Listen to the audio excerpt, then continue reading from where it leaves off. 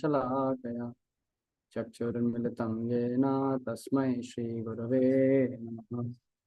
नमो विष्णुपादाय कृष्णप्रेष्ठाय भूतले श्रीमते भक्तिवेदान्त स्वामिनिति नामिने। नमस्ते सारस्वते देवे गौरवाणी प्रचारिणे निर्विशेष शून्यवादी आत्मदेशतारिणे। जय Shri Chaitanya Prabhu Nityananda Shri Advaita Gadadhar Hare Krishna Krishna Krishna Hare Hare Hare Ram Ram Ram Krishna Krishna Krishna Hare Hare Hare Ram Ram Ram Hare Hare Hare Krishna Krishna Krishna Hare Hare Hare Ram Ram Ram Hare Hare Krishna. Thank you for joining.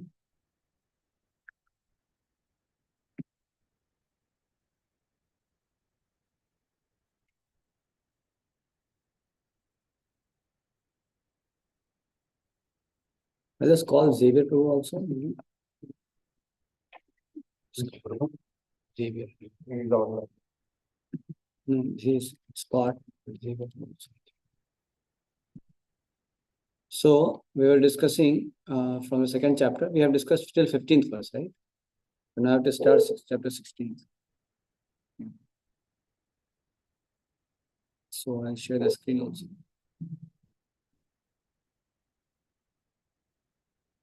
You can see the screen.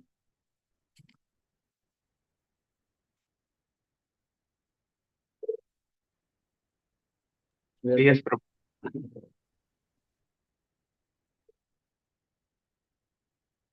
Verse number 16th. 16th. No, 16th. Okay. So start. नासतो विद्यते भावो नासतो विद्यते भावो न भावो विद्यते सतः न भावो विद्यते सतः उभयोरपि दृष्टोऽन्तः उभयोरपि दृष्टोऽन्तः त्वा अनयोस्तत्त्वदर्शिभिः।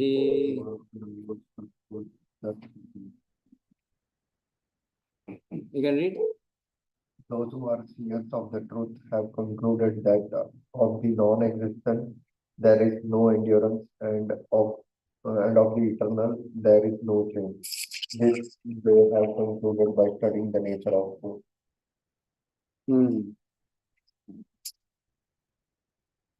So now we are going further. There is no endurance of the changing bodies. The body is changing every moment by the action and reaction of the different cells, is admitted by modern medical science. So they say that every 7 years, all the cells get replaced. They say that the spirit soul exists permanently, remaining the same despite all changes of the body and mind. That is difference between the matter and spirit. Can go ahead further.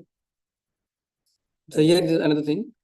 The living entity is knowing this, therefore, are accepted subordinate to the Supreme Lord, as in the case of the master and the servant, or the teacher and the taught. So clear knowledge is possible to understand under the. So clear knowledge is impossible to understand under the spell of ignorance. And to drive such ignorance, the Lord teaches the Bhagavad Gita for the enlightenment of living entities at all times. So you have to understand that I am inferior to the Lord. I am like subordinate and Lord is the Supreme. That understanding we have to have. So he says that in the Srimad Bhagavatam, the Supreme has been accepted as the origin of all emanations. Such emanations are experienced by superior and inferior natural consequences. The living entities belong to the superior nature, as it will reveal in the 7th chapter. Superior nature means we are not material nature. We are spiritual in nature. That's the point. So that's the superior nature of ours. But we are not supreme. We are not supreme. Supreme is the Supreme Lord. Okay, going ahead. That you can read. Like Robert, you can read. That which pervades the entire body, you should know to be indestructible. No one is able to destroy that imperishable soul. Yes, no one is able to destroy that imperishable soul. So in there is no, this Chaitanya Madhya is saying. And there is also in other scriptures talking about the size of the soul. So there's a verse in Shvetashvatara Upanishad says, Balagra Shatabhagasya Shatadha Kalpitasya Cha Bhago Jiva Savigneyaha Sachanantya.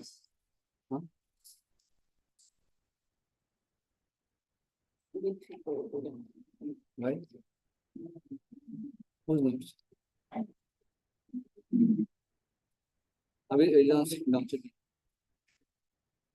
So he says, when the upper point of the hair is divided into 100 parts, and again each such part is further divided into 100 parts. This is size of soul. What is size of soul? Size of the soul? What? How about what? Of what? No, let him sit. Sit now, sit. Don't waste time. You already came late, Gopal. You already late. Prabhu.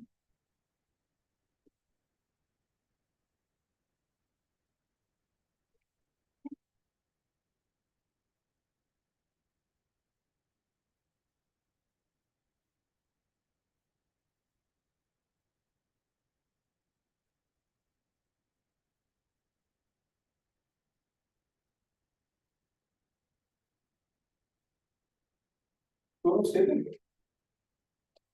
No, you said it's okay. I'll do it. वो notes है ना ऐसे book से लेकर Come.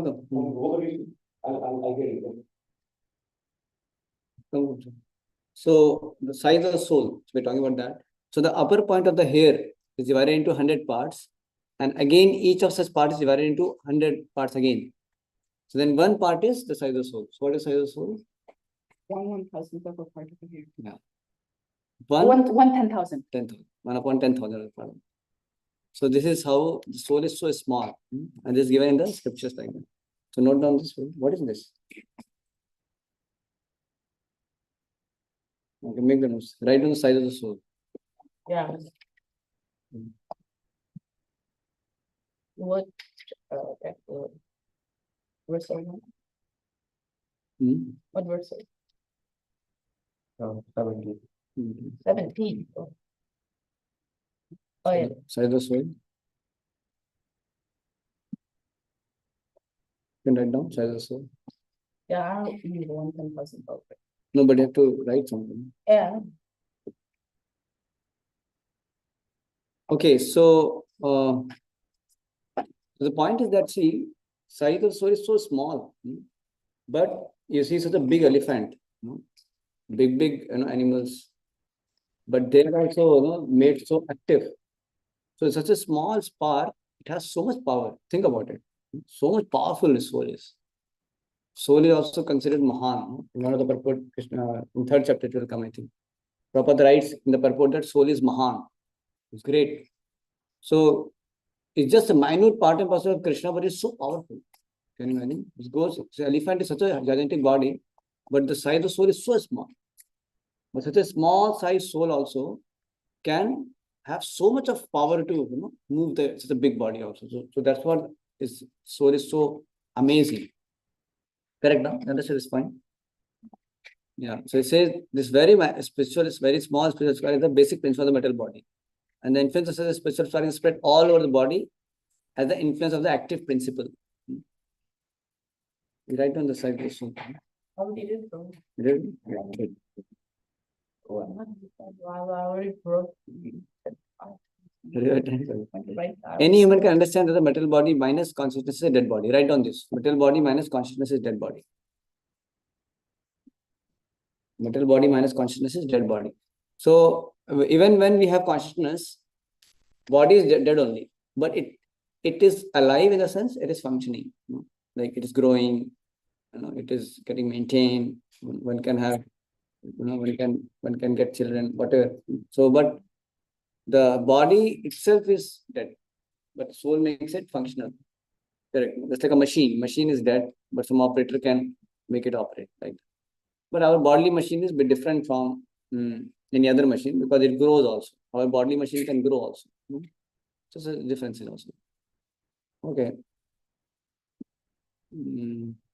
And the soul is atomic essence and can be perceived as perfect. This atomic soul is floating in 5 kinds of air. So, is another thing it says.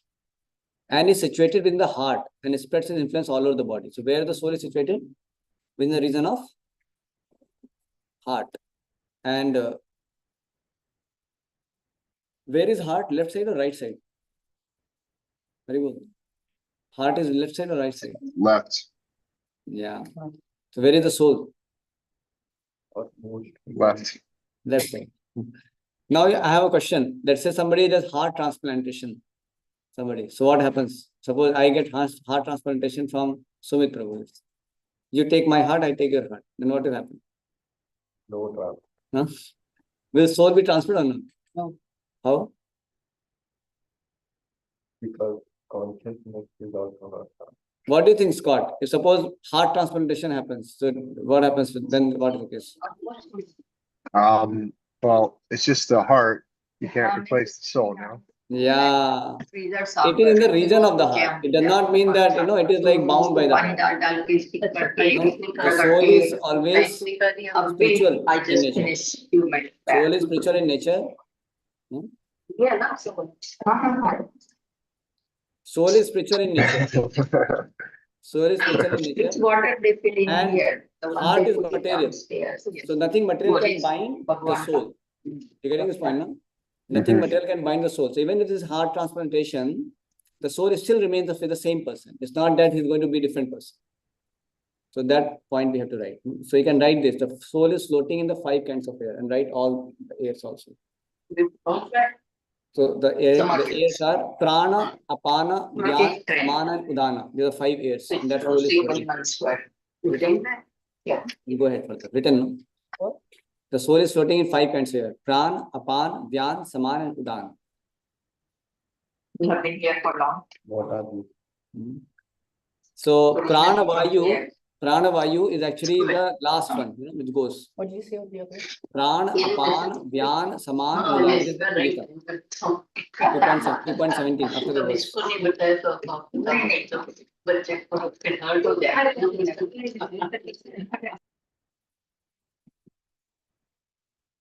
Okay. And then it says Hatha Yoga system is meant for controlling the 5 kinds of air, encircling the pure soul by different kinds of sitting postures, nor for any material profit, but for liberation of the minute soul from the entanglement of the material atmosphere. But actually, Hatha Yoga process is not the recommendation for this age. For this age, the Hatha Yoga is not mentioned. Ashtanga Yoga, Hatha Yoga, that is not the process for self-realization. Because that is not possible for the conditioned souls in the Kali Yuga to do Ashtanga Yoga or Hatha Yoga and attain the perfection of life. It's not possible. No, it's almost next to impossibility. The easiest and sublime way is to chant Hare Krishna and perform Bhakti Yoga. That way you can get liberated from the cycle of birth and death. Correct? No? So in Hatha Yoga, what happens? Yeah, so Ashtanga Yoga and Hatha Yoga, slight difference. In Ashtanga Yoga, there is the steps like, Yama, Niyama, Pratyahar, Dharana, Pratyahar, Yama, Niyama, Pratyahar, Asan, Pranayam, Dharana, Dhyana, Samadhi. This comes 8 stages. In the case of Hatha Yoga, what I heard is that they may not sometimes do Yamaniyam properly and they directly may want to do Asan Pranayam. That is called Hatha Yoga. So Hatha Yoga is like a kind of one version of Ashtanga Yoga, where they're not going from Yamaniyam and all that also. So nowadays what they do is Hatha Yoga, not even Ashtanga Yoga. Because they don't follow Yamaniyam, right? They do? They don't. They eat anything. They live life anyway. So Correct? with Hatha Yoga, you can transfer soul from what? Yeah, so when Prabhupada is saying Hatha Yoga, is mainly what he's mostly trying to tell is about Ashtanga Yoga. That's what I understand.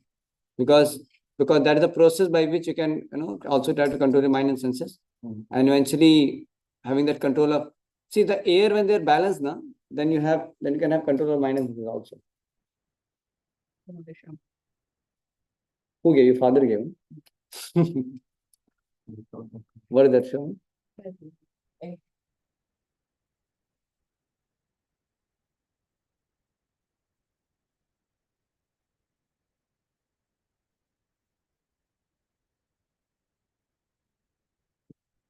Anyway, we will not go so deep.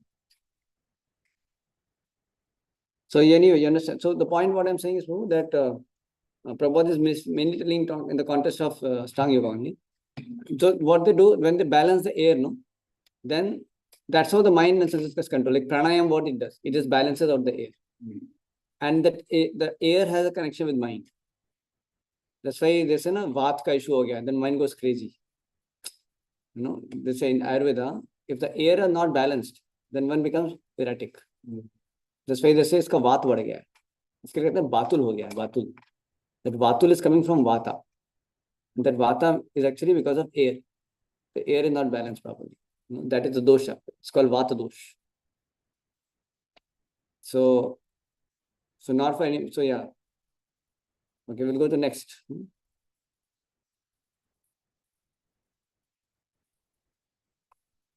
So material scientists, they cannot appreciate the soul. They cannot understand. Such atomic particles of the spirit whole are compared to sunshine molecules. Now see, we are all like a spark, but our real spiritual form is not a spark. We are actually having a spiritual form also. So when the living entity comes to this world, no, and when he's trapped in his body, then he shrinks and becomes like us. Very small particles, soul. So spiritual particles will be kind of thing.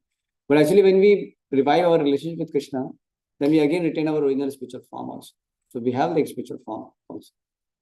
But it's like kind of like when we are in the state, then it's a spark, it shrinks and it becomes spark. That it is.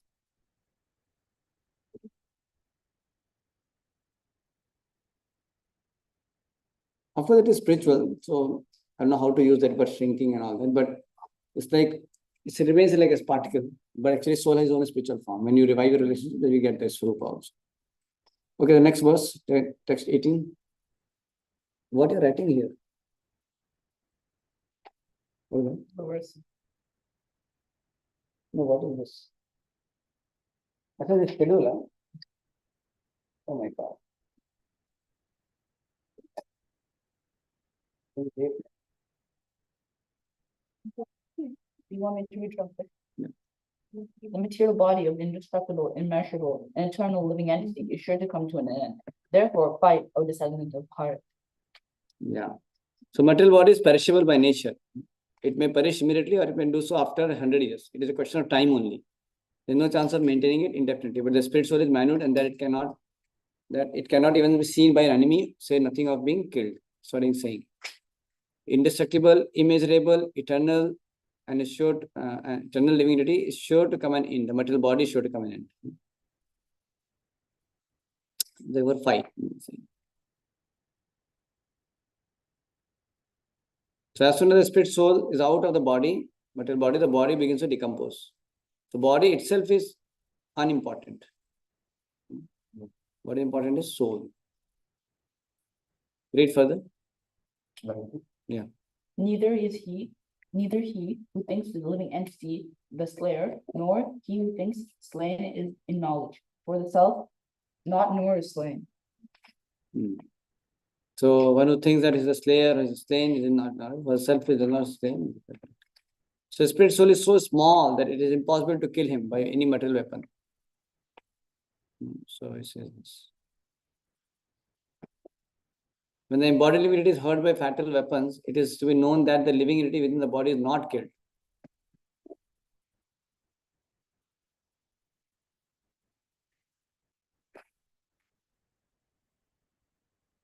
Read the next. I will request Ashish, you can read. Hare Ashish. Krishna Prabhu. Yeah. Yes. Okay. Quantitatively, the small amount recommend No, part for of the soul, read the translation. Yeah. For the soul, there is neither birth nor death at any time. He has not uh, come into being, does not come into being, and we will not come into being. He is unborn, eternal, ever existing, and primeval. He is not slave when the body is slain. So soul does not get killed when body is killed, and it is not that soul has come, taken birth, or has died anytime. It doesn't happen this way. Okay, no? So soul is called kutastaha. That means the body is subject to this kind of transformation, birth, growth, reproduction, dwindles. vanishes, but the soul does not go any kind of shadavikar. It does not go through something. What are 6 changes of the body? What are 6 changes of the body? Birth, Death, growth, growth, maintenance, production of byproducts, reproduction, and then Death. Windows, death. death. So this 6 changes happens to body. Also, for It's called shadavikar, but for soul it doesn't. each birth, one main, I'm telling you so many points. one main point. No, just write what you're telling. I'm telling you.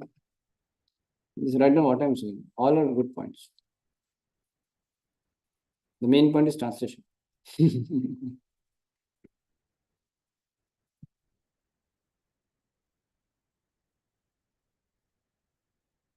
Okay.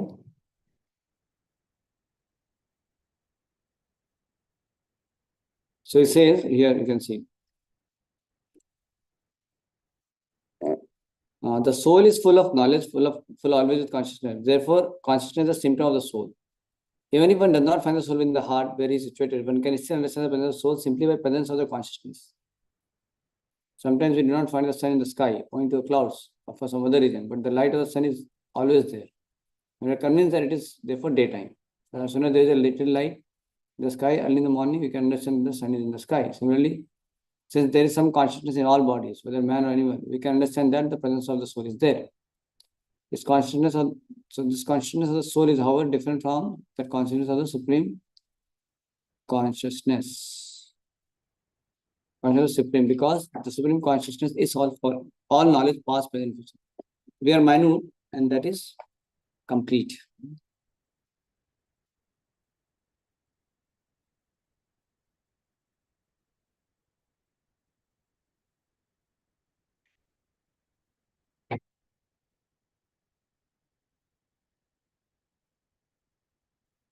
Both the super soul and the atomic soul are situated on the same tree of the body within the same heart of the living being. The only one who has become free from all material desires, as well as limitation by the grace of the Supreme God, understand the glories of the Lord. So we have to become free from material desires, then we can understand the glories of the soul.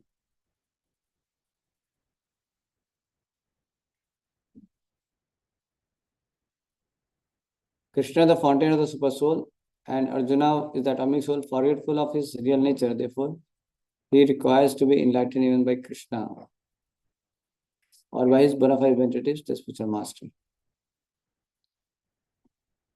Here's the 21st verse. Robert, you can read 21st.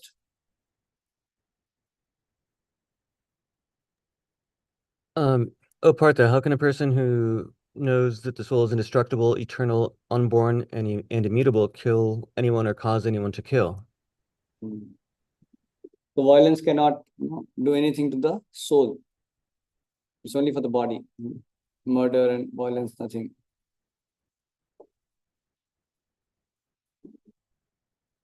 So surgical operation is not meant to kill the patient, but to cure him. Therefore, the fighting by Arjuna is an instruction of Krishna with full knowledge. So there is no possibility of sinful reaction. So I'm going to do one homework to all of you. Now all of you sit together and bring out one point from 22 onwards till. Read the translation and some purport lines. And bring out some of the purport nice points. So till 20, I'll tell you. It was all soul this way. So better if you read by your own, then you'll get more understanding. And I'll give you just 10 minutes to complete till 29. Yeah. Read the translation. I'm going to discuss. And yeah, so One more.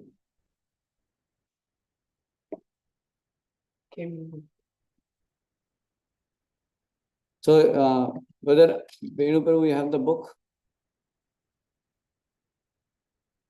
Okay, we do one thing. Scott Prabhu and Sumit Prabhu, you have been one group. And Gopal Prabhu, Robert Prabhu. No, you and Scott Prabhu can be in one group. Okay. And you and Robert, you can take this. You can come in. And you can go with this also. You can use this. So till 2.30 you have to do. From 2.22 to 2.22 to 2.30. You finish. Read the translation and get one point of purport at least. So you How can, long do we have? 10 minutes. How about me and Sumit Prabhu do it and then. No, so Scott, I'll send Scott. What should I do?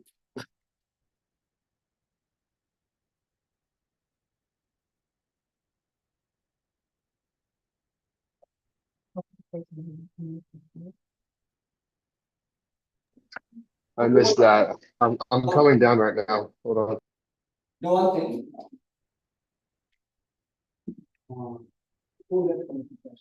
Do one thing, you read like one verse and tell Robert to read another verse and give Venu to read another verse and they all can bring one point. And this, you understand what I mean? From 21. We allot, yeah, 22 to 30 is allot.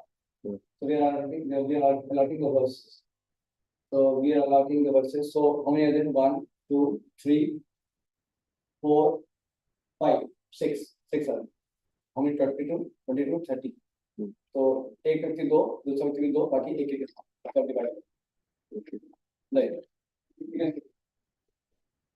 1, 2, 3, Yeah. 4, 5, 6. I think no 1, 2, 3, 4, 5 are. Got it. So 2, 2, 1, 1. 2, 2, 2. 2, 2, 2, 1, 1. These are some. Okay, so read to 2 purpose. And then you and then they should read and then bring out the salient one. Okay. Then you discuss. So I'll give you 10 minutes of it. So I think 5 minutes to 6 minutes you can read on the purport and the only 2 purpose. And then 5 minutes you discuss. Tell us one important point. For the task. 22, right? Okay. So I'll come in 10 minutes. So Scott and you both can do together. You can not individually you have to do, but then discuss together. Oh, okay. Discuss all of it together. All. So who wants to go with 21? Gopal, you want to take 21, 22? No, we're starting from 22. I'll take 22, 23. And he, or He can do, 24, 25. I'll do 21, or 22, 23. You will do 24, 25. He will do 26, 27. 27. And Robert, can you take 28? And Venu, can you take 29? then what about 30? Then 2.30 is that. Okay. Robert, can you take 27, 28? Right? 28. Oh, how do I get that? No, Find no, no, no. that? No, Smith Malbari, this is what we'll do. Me 22, 23, him 24, 25, you 26, 27, him 28, 29, and Venu Prabhu 30. Venu Prabhu, you can do 30, and Robert, you can do 28 to 29. I don't Okay, have but the book. 2.28, Yeah, 2.28 and 2.29. and I'm just kind of reviewing it, or is there anything else? Like you can go through those texts, and afterwards Raghava Kripa Prabhu will come and we'll just have to explain. Okay. So you have the book, right? I can Google it maybe. I don't think I have Yeah, it with me, if but you I can can try to search Google it. Veda base, you can get it.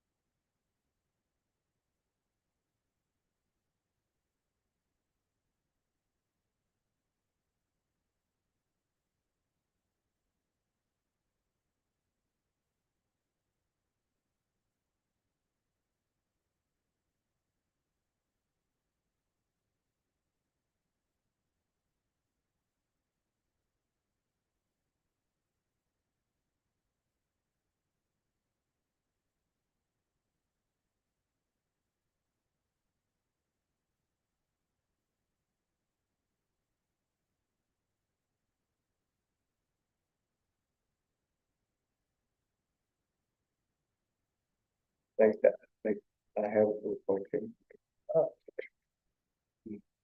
I wrote down.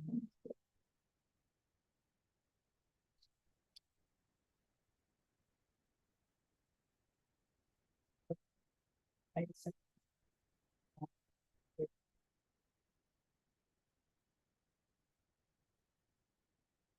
oh, they're not good. No.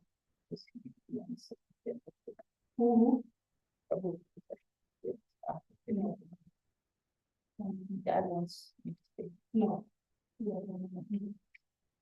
Now, should I listen to the, I can listen to the live stream, I guess. But you have to talk.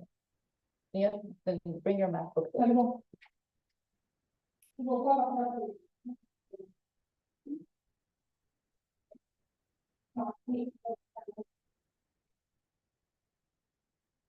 Two chapters behind on London, we are we are 4 classes behind in our weekly schedule. We have 3 days of buffer, but even with that buffer, it'll still be behind the day. Will be 1 day. Maybe, and maybe we can, this week we can, are you more busy this week? You also working from home this week? Oh, this week, no, it's work from home. Okay, When is work from home? or next week. But this week, when are you available? This week ended, right? So this week after 5, after 6. Next week, then we can do, we can make a 3 hours.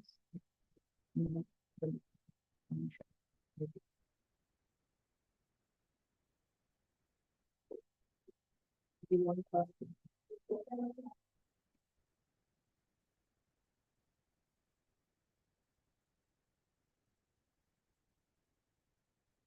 Yeah.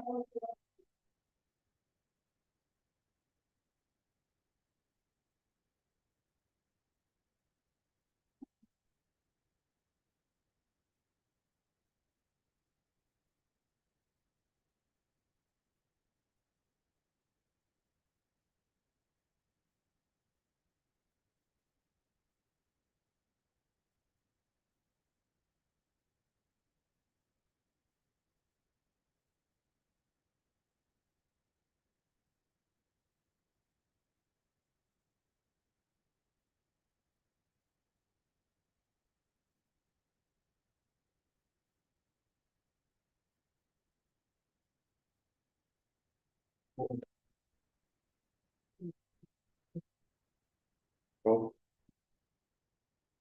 Whole chapter, we'll see what we're doing with them. That's like the first, those are first 12 verses, and he's from 230 to 260 to the end of the chapter. is it from some book? No, this is when my dad used to give Anna to give about the shop. This is what he was doing.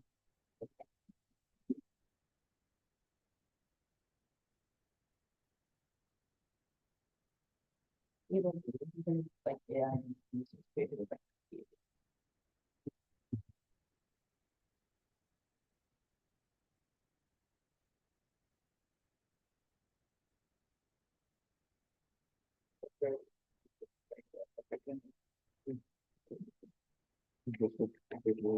First 12, this is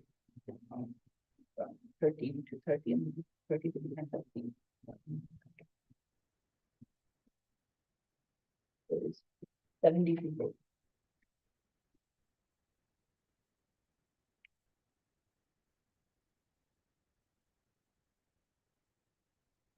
We need to finish it.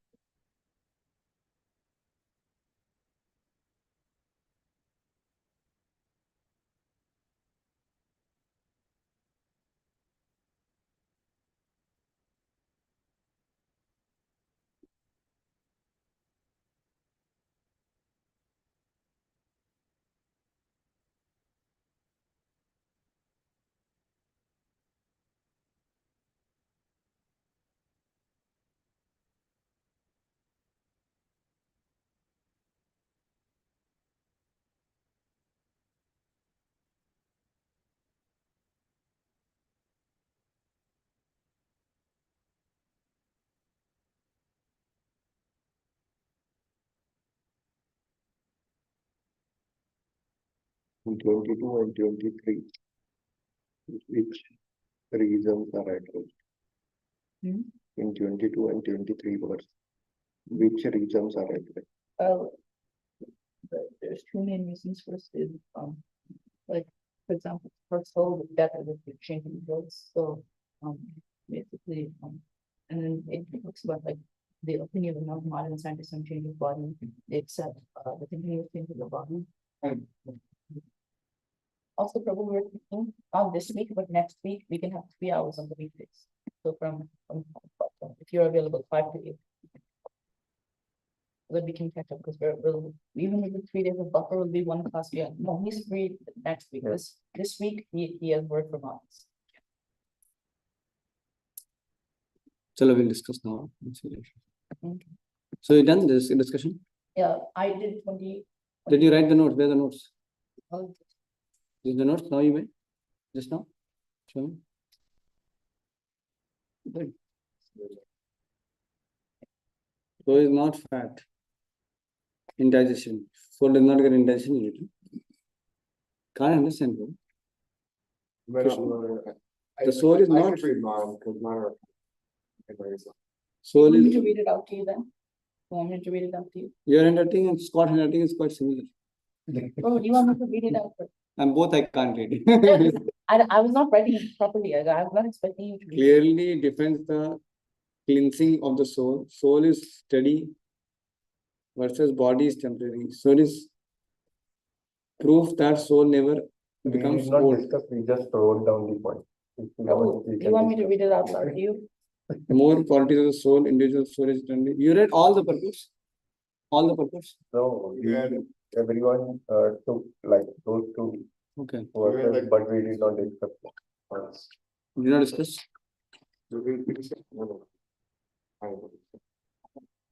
Okay.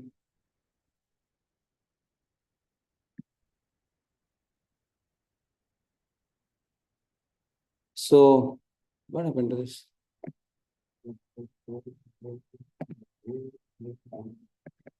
Okay, so here it says, so,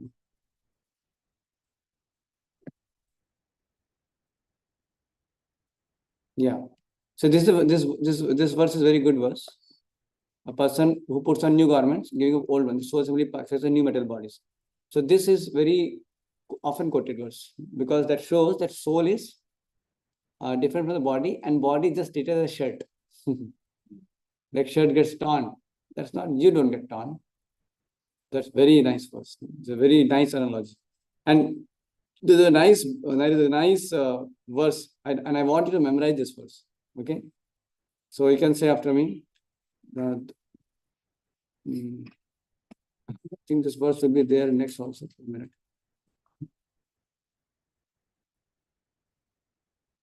So this verse comes. Do suparno sayujasa khaya. You can find out this verse. Very good. Write down this verse. I want you to memorize this verse. It's very beautiful verse. Dwa suparno sayujasa khaya saman vrikshe parishashva jate taroranyo pipalam swadhyati How am I supposed to write it? anashtanyo Where do I? abhika Where is achaki. the verse? Can I find it and write it down? I'm not able to find out, but I know that verse. Okay. No, let's write down first. I cannot use Do suparno sayujasa khaya. Write down. Do suparno. these. No, I have to find out that. But write down at least. Just write down do suparno. Write do suparno. I'll pronounce it wrong. DVAO, right? DVAO, do. Write down. It's not going to be, that's fine.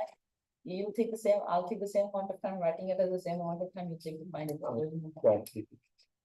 No, not that difficult. ChatGPT don't use it. Okay, then use the phone. No, we don't use any. Okay, anyway, just write down this point that the analogy of soul and super soul in the tree that you have to memorize. It's very beautiful analogy. Soul, super soul in the tree. Soul, super soul in the tree. And the two verses are there in that.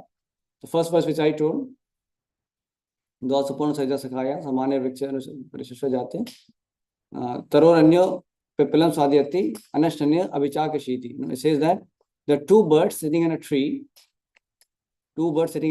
and both the birds are, one bird is, both are friends actually. Both the birds are friends. Yeah, this one. So, yeah, so we can see here, I'll read this. See,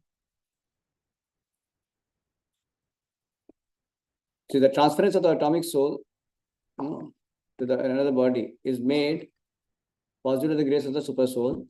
The super soul fulfills the desire of the atomic soul, and as one fulfills the desire of another. The Vedas like Mundaka Upanishad as well as the Shvetaswara Upanishad compare the soul and the super soul to two friendly birds. The two birds, friendly birds. And it says they're sitting on the same tree. One of the birds is eating the fruit of the tree, and the other bird, Krishna, is simply watching his friend.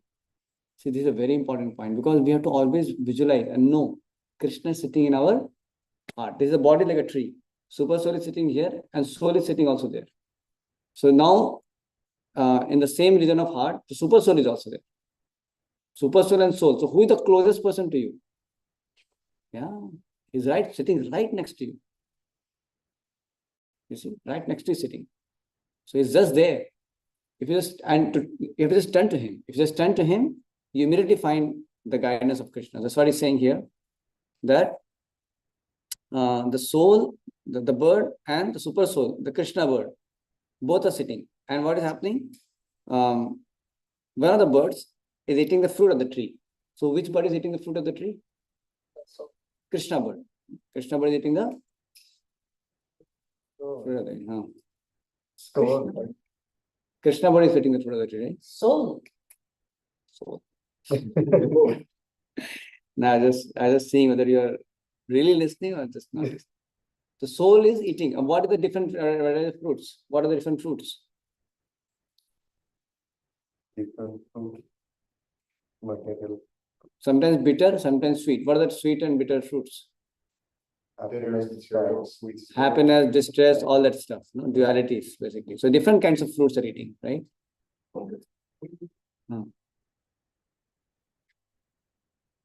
So of these two birds, although they are same in quality, one is captivated the fruits of materiality, while the other is simply witnessing the attitude of his friend. Krishna is not captivated. Krishna is sitting in the tree, but he is not captivated by the fruits. So we have to know this one thing. Just like we get completely excited, bewildered, Krishna never. Krishna is completely transcendentally situated. We are affected. We are like trying to enjoy the fruits of this tree. But Krishna always remains transcendental. He is not affected. If Krishna goes in the heart of, he's in the heart of amoeba also. He's in the heart of a dog also. He's in the heart of a pig who is in the gutter. So Krishna is there in the heart, but he's not affected. He's not contaminated.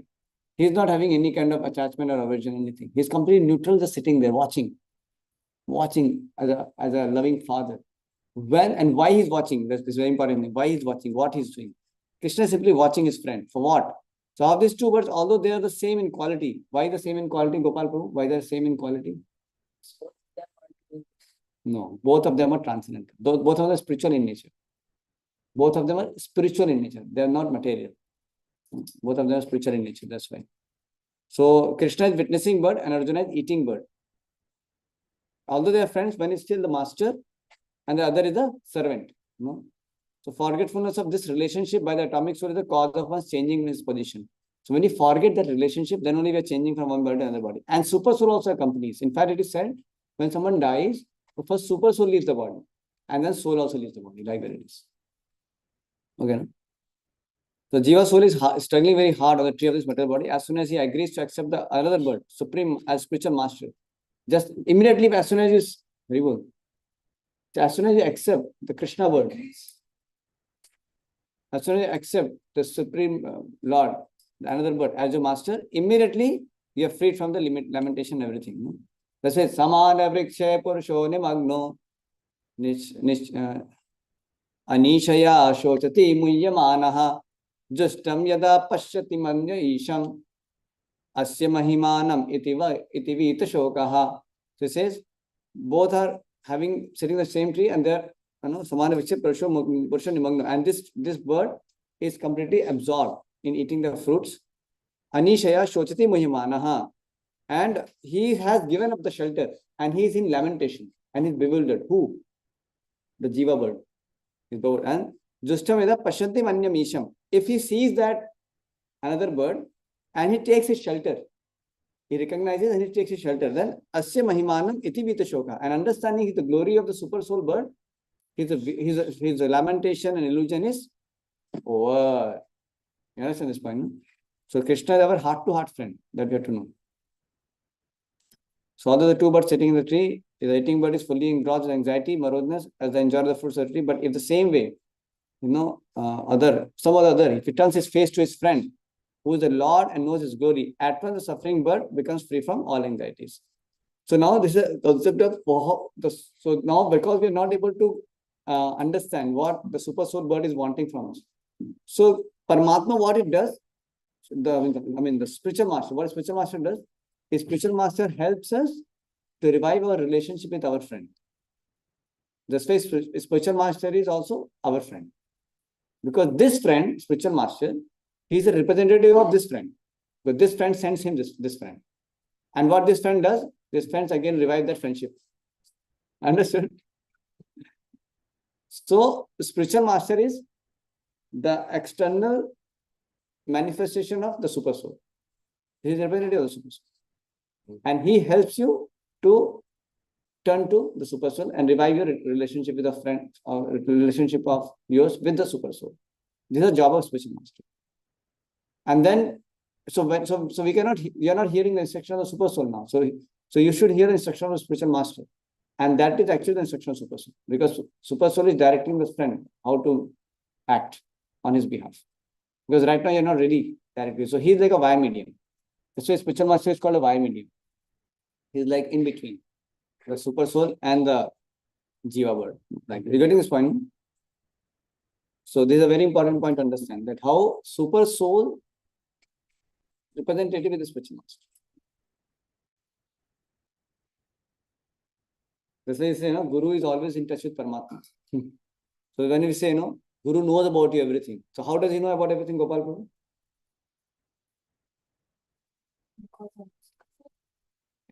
Let him speak. How the Guru knows about, how Guru can know about you everything?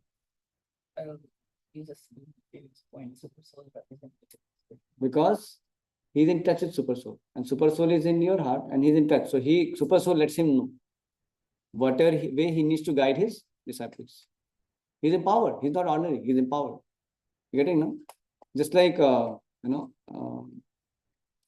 example, like you have some iron rod, so it's metal, but if you put in fire, it becomes fiery. So empowered. It can act like fire. Right? No? The same way, though it looks like spiritual master may be ordinary human being, it may look like that. Because he may be eating, he may be sleeping, he may be walking, he may be talking, right? But because he's empowered by the Supreme Lord, he's not ordinary. He's not ordinary. One should not see spiritual master with ordinary vision, thinking that, oh, he's also one of the man. He's also sleeping. He's also eating. You can't see that. You understand this point now? Why? Because he is empowered by the Supreme Lord. What is the meaning of empowerment? Empowerment means he acts on behalf of the Supreme Lord. So you have to take him seriously. You get this one? You have to take him. So we cannot like play with this person. It's a serious business. It's a serious business because he is empowered by the Supreme Lord. That's why we say Sakshat Haritvena Samatsa Shastri Ukta Sutha Bhavyata Eva Sadbhihi Kintu Prabhurya Priyavatasa. He is very dear confidential servant of the Lord, and he should be honored as good as Supreme Lord. We say, how can I do that? That's why we have the worship of Prabhupada. That's why we do that. Because it's not Prabhupada is God. He's not God, but he's a very empowered servant of God. So this is understanding. You're getting this point? So you can write down this point that the spiritual master is the empowered servant of the Lord. So we should not see spiritual master with ordinary vision. Important. Now this is also very famous verse. You can repeat after me. Nanam chindanti shastrani. Nainam dahati pavakaha. Na chainam kledayanti apo. na shoshayati marutaha. Venu Prabhu, you can read.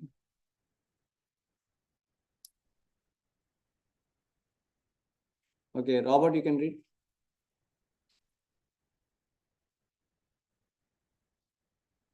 The soul can never be cut to pieces by any weapon, nor burned by fire, nor moistened by water, nor withered by the wind. Yeah. So this is called indestructible nature of soul. That means you cannot be harmed. The weapon by fire, by moistened by water, withered by wind, you cannot. So that means soul is completely safe and secure, right? That's why Socrates, he was completely, Socrates, right? He was completely fearless when they approached him with poison. Because he said that you cannot do anything to me. You cannot kill me. So It was, they gave him a death sentence. He's there with death sentence. He's corrupting the youth even though he was. It's a death sentence. they were giving poison on him. They were trying No, to, death sentence. not poison. That wasn't poison. So he never got poisoned. Really? He got killed. He got death sentence. Really? But he was fearless. Yeah. So you can see all kinds of weapons, swords, flames, weapons, rain weapons, tornado weapons. There's so many weapons actually. All these weapons are unable to kill the spirit soul. So how safe we are? But do you feel like that? When there is little bit of, some fire or some kind of weapons being shot, bombs, no? Boom. And then our hearts also shatters. I'm going to killed. I'm going to get killed. Correct? So when Prabhupada was there, he was making kachoris. And there was bomb coming.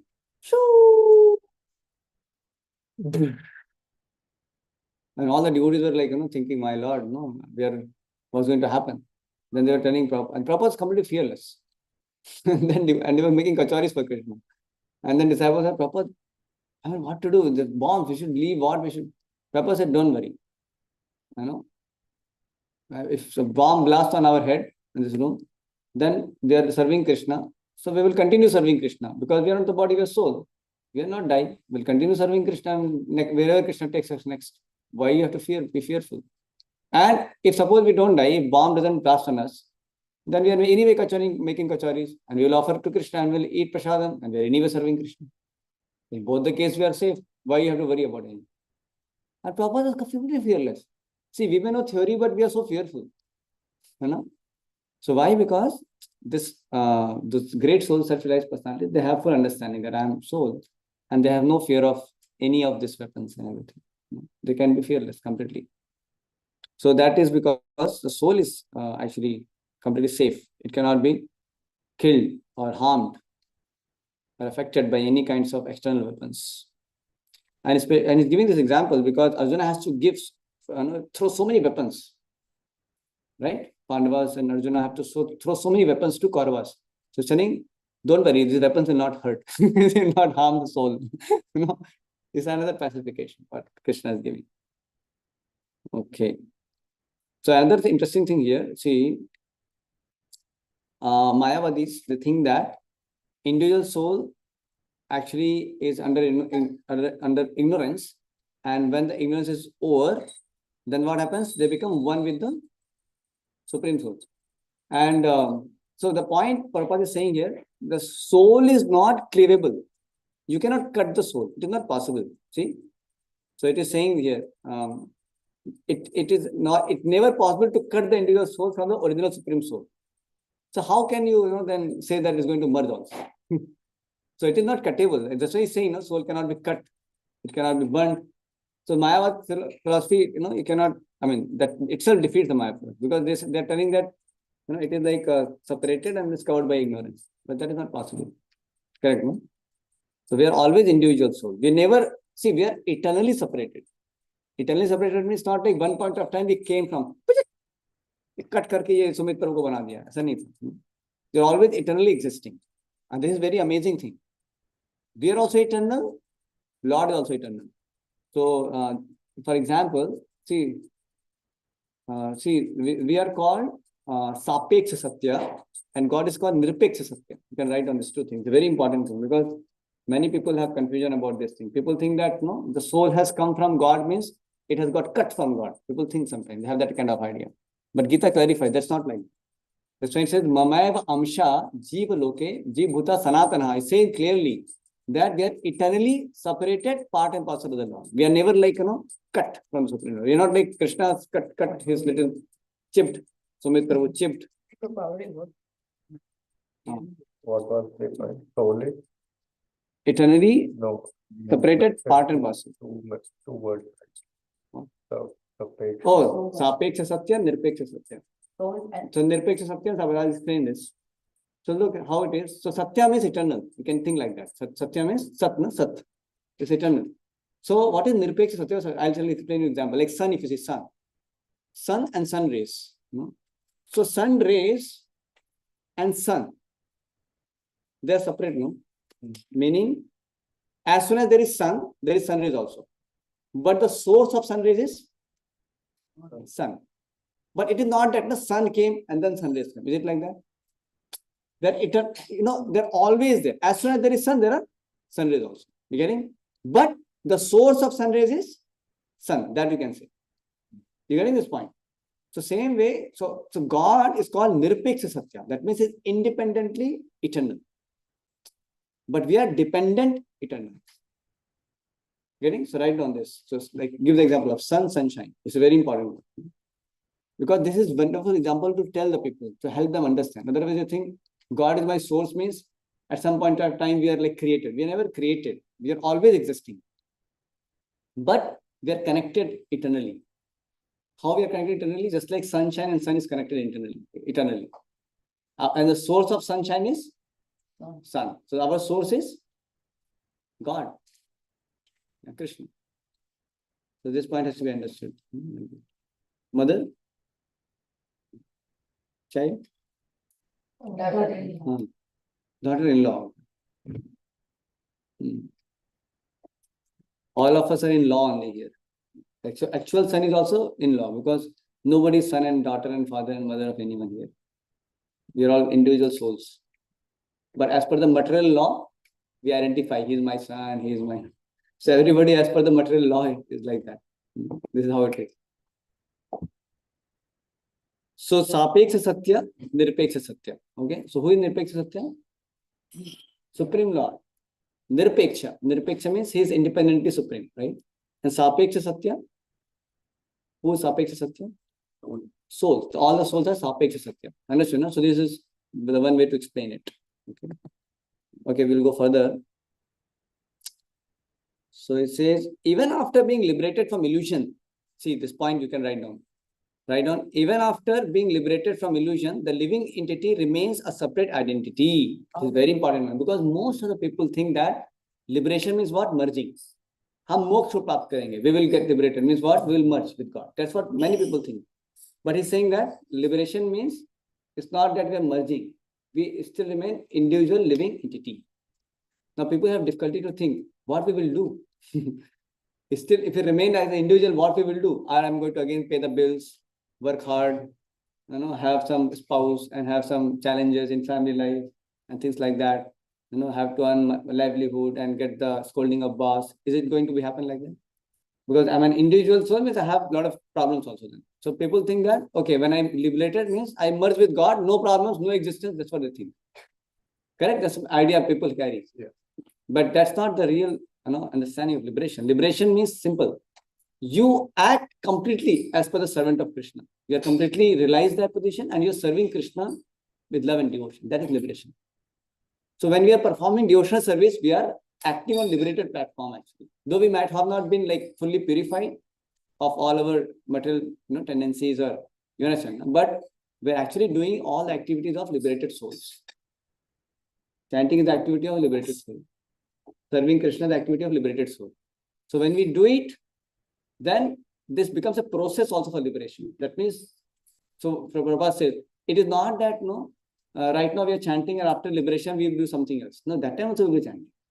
Now we are worshipping Krishna, after liberation we are going to, that time also we will be worshipping.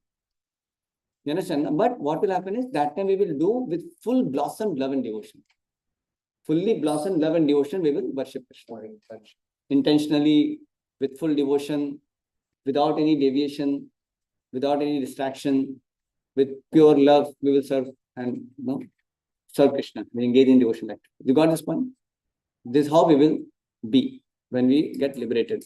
Not like liberation means you have some four hands, suddenly something, some light aura is going to come. Some people have various ideas about liberation. What?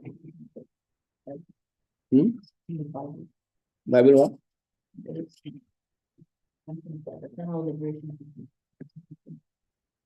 Okay, we'll go to the next verse.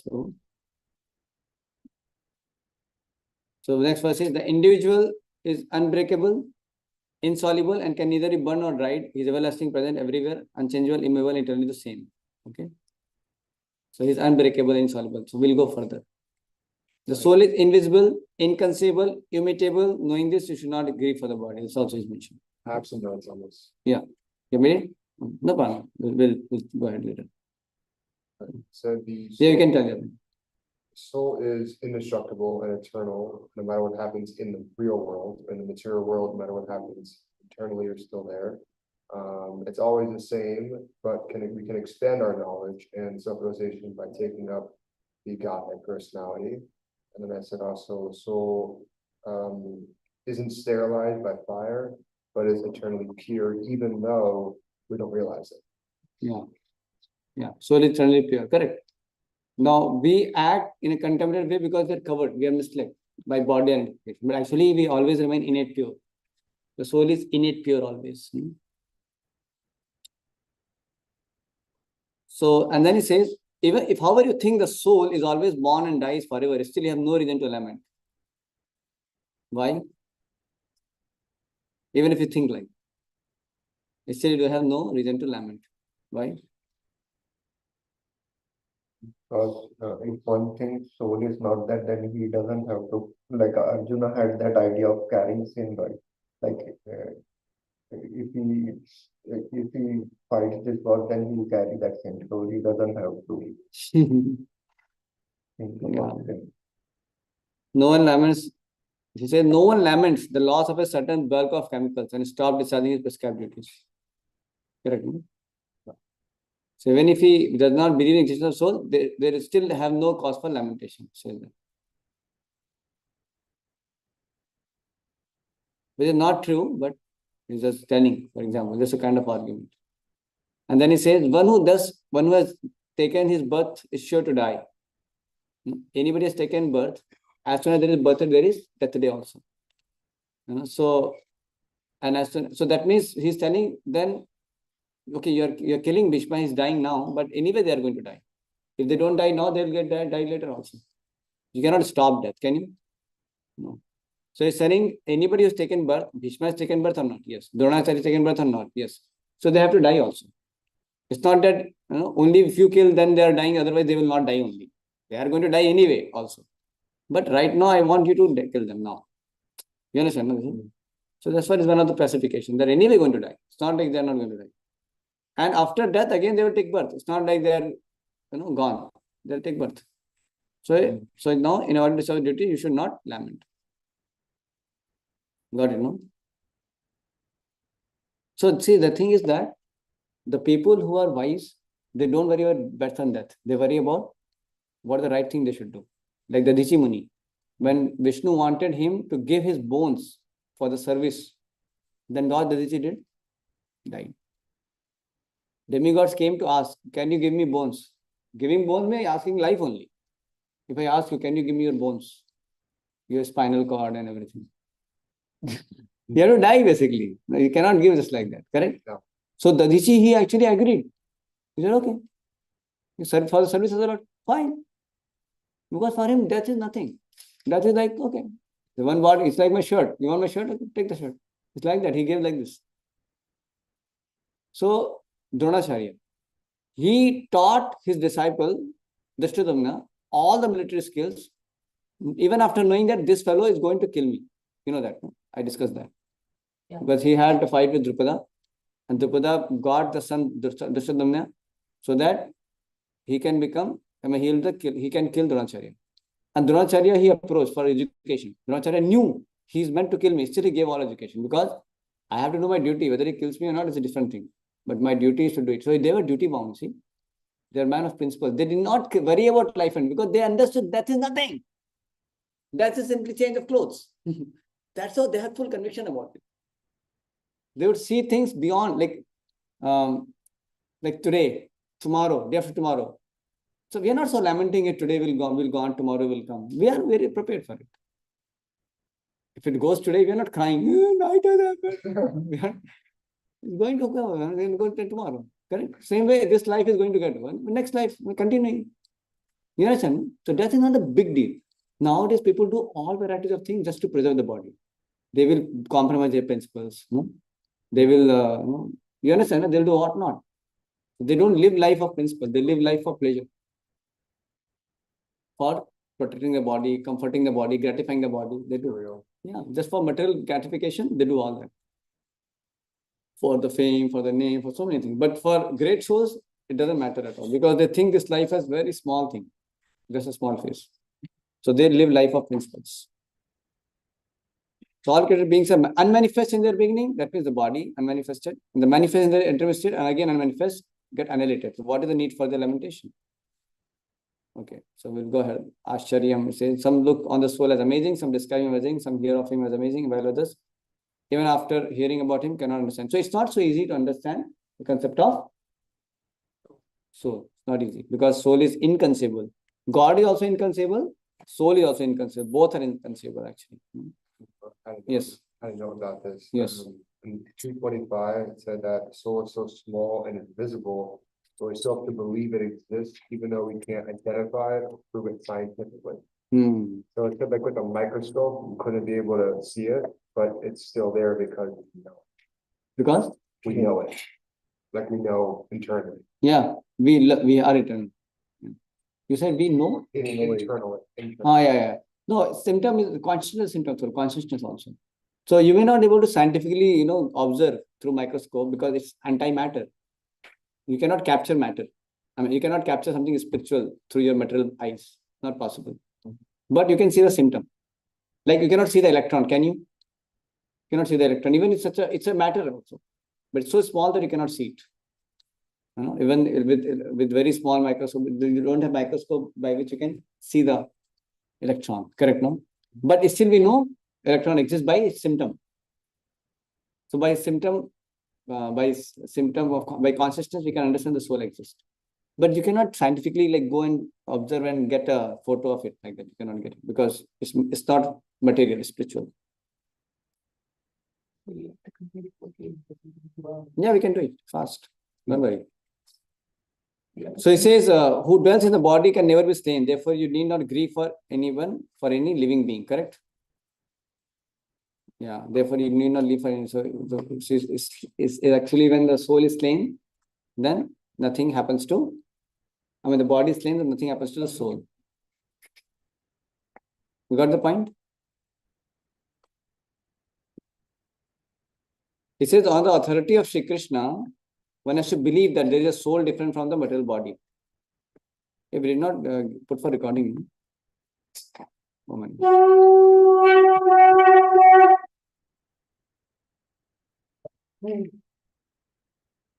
No, recording is going on, I think. Oh, it's going. हरे कृष्णा. अरे आपने पूरा session पूरा attend नहीं किया मेरे साथ. बीच में आपने बंक कर दी क्लास की. आप आए थे ना बीच क्लास करने, फिर आप बंक कर दिया बीच में. मजाक कर रहा हूँ. मजाक कर रहा हूँ. या इनको शुद्ध भक्त बना देंगे आज. प्योर डिवोटी आज ही करेंगे. 2 months.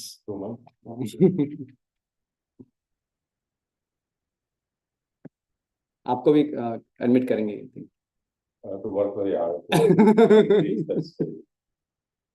आप भी कॉपी पेन लेके बैठेंगे.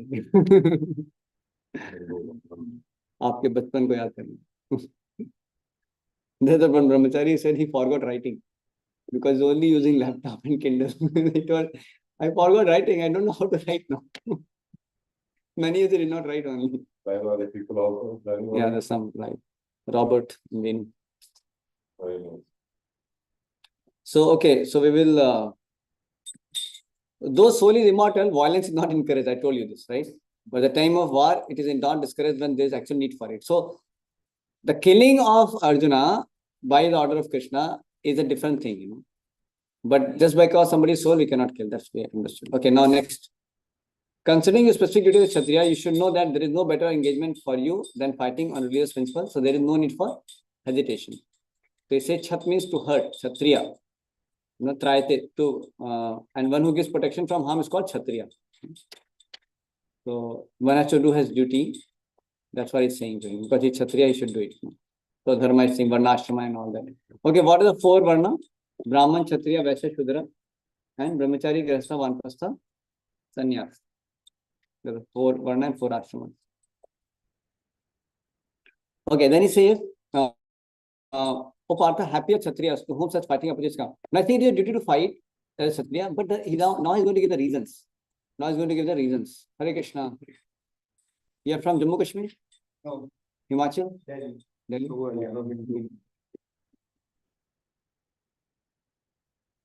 So, usually those who are from Delhi, we usually those who are from Delhi, Yeah. so we tell them to sit and hear for class for 2-3 hours. We are going to class till 6 p.m. Today.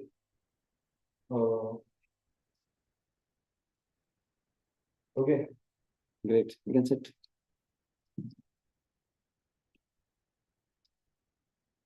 Yes. So the point is, what I was saying, when you're Kshatriya, Kshatriya has a duty to fight. So now Arjuna is, Krishna is going to tell them reasons, for what reasons he should fight now.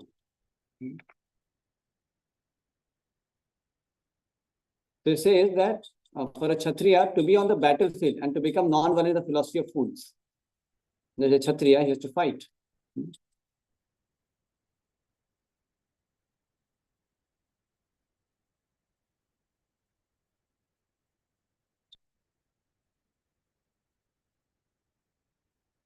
So here is the answer of that question also. He was telling that sin will incur. So here is telling, Krishna is clarifying. He's saying that if you do not perform the religious duty of fighting, then you will certainly incur sins for neglecting duties and lose your reputation as fighter. He told that one reason, right? That sin will incur me. You remember? Correct? Yeah. What he said? Single. Yeah, but here is saying that. What he's saying here? One of the reasons Arjuna gave that sin will incur me. No? Your name is Kashyap? Sorry? Your name is Kashyap? Harsh. So you're 29? 29? 29? 9? He's guessing everything about it. Sorry? Your age is 29? No. It's 25. 25? Yeah. You look very wise, so I thought 29. Okay, so I was saying that what I was saying to, yeah, sin. So Arjuna, one of the reason he gave that sin will overcome, sin will incur if I fight. Correct? No? That's what he said. So here Krishna is telling that actually if you don't fight, then sin will come. See, if however you do not perform this religious fighting, then you will certainly incur sin. So for compassion, what he said? Compassion for relatives. What he said? Soul. Like, Yeah, his soul. So so that way. So don't worry about it. yeah, like, Yeah, and he will tell the reasons also, because later he will tell that they will also get the better birth. So he will tell that will come. So he's answering also now. You can see here. So here is saying that sin actually will incur when you don't fight. And then he says, people will always speak of your infamy and for respect of the. Now he's giving the reason for fighting. What is the, he's taking the social status. No, like due to social pressure. I'll show the PPT. See this one.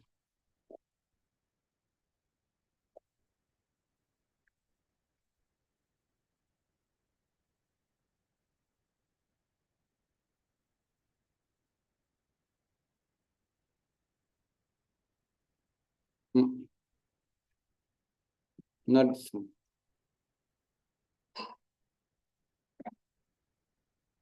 There's another one. I'll just show you 1 minute.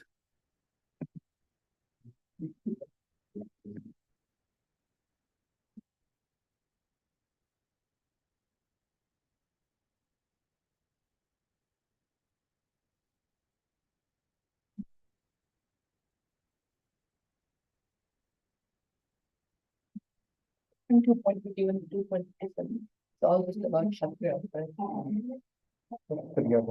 So are we just going to like, are we going to read each verse in detail, or are we going to do like a summary?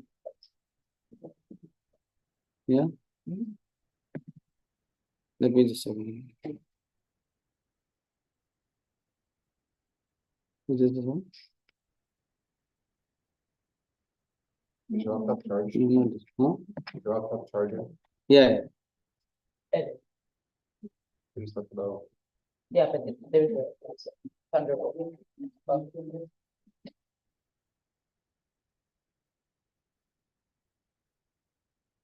I don't know where that went. I keep losing my. Maybe it will come when you. Not this one. Sorry. Anyway, I think I'll not become attached to show this. I think it's fine. Krishna wants you to make this. This one, correct. Maybe that. What? What? What? Like I say, 2.31, 2.37, this is talking about the beauty of Shastri and right? Are we just going to like, are we going to include each person read the? No, they're very clear. So see here. So what are the different reasons? See, first social perception. You see, Harsh. The first reason he gives is social perception, right? So it's motivated by society status, what people will say. Okay, then he will talk about acting for earthly rewards or heavenly elevation. Because if you fight, you will kill, then you will have kingdom to enjoy. And if you are killed, then you will attain the heaven. So in both cases, you are going to gain materially. Right? And then he talks about detached beautifulness. Says without profit loss, you just say fight for the sake of fighting, because that will lead to liberation. No, because that is called karma yoga. Karma yoga means you fight for the sake of fighting, and that will lead to liberation. It's called karma yoga, basically. Typically, it's called karma yoga. So that we are going to discuss now. Okay, and okay, I'll just show the verse again.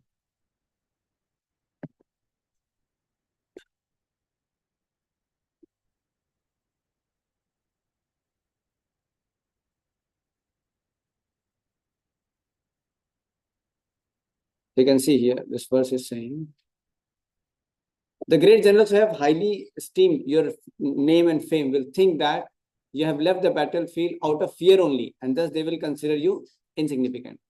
So he is saying that it's not that they're going to think that you are a great soul and all that. No, they will think you to be insignificant only. So that's another thing. So that's basically the same thing, social perception. Your enemies will describe you in many unkind words and scorn your ability. What could be more painful for you? It's like that. What could be more painful for you? Then, O son of Kunti, either you will be killed on the battlefield and attain the heavenly planets, or you will conquer and enjoy the earthly kingdom. Therefore, get up with determination and fight. That's what he's saying. So in both the cases, you're going to gain, materially speaking. Now, this is an interesting thing. Now he's telling that you fight and kill, and that way you can win the kingdom. And now, if you die, then what will happen? Heaven. So in both the cases, you are actually going to gain, materially speaking. But the next 38th verse is saying what? Sukha sukhe samay kritva labha labho jaya jayo tato yuddhayi yujjasva naivam papamapyasi. So what is saying that? Now, do the fight for the sake of fighting without concerning happiness, distress, loss or gain, victory or defeat, and so by doing so, you shall never incur sin. So he's saying that you will not incur sin if you are actually doing it for the sake of fighting, because as Kshatriya, you're doing it, and don't consider about happiness, distress, loss or gain, victory or defeat, and that will not give you any kind of sin also. By doing so, you never get any kind of sin. So he's saying that. So he's also answering that question about the sin part, because he had that doubt, sin will incur me. So he's also telling this. So Krishna is saying that fight for the sake of fighting, because he desires better. There is no consideration of happiness and distress, profit or loss, victory or defeat in any activity of Krishna consciousness. That should not be performed for the sake of Krishna, is transcendental consciousness. So there is no reaction to material activities. He acts for some gratification, then only there are reactions. So see, this is a very beautiful concept. So when you act for your own pleasures, then you're responsible for the consequences. I mean, you get reactions. Then you have to bear some material reactions, either happiness, distress, and then you are affected by that. But if you act not for your pleasure, but you act for the pleasure of Supreme, that leads to what? That leads to liberation. So that is the difference. That's the difference.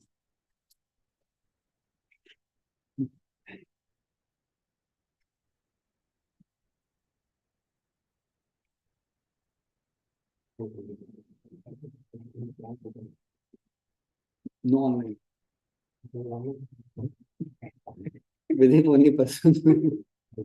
I was instructed by the main teacher. No, no, when the rule is decided.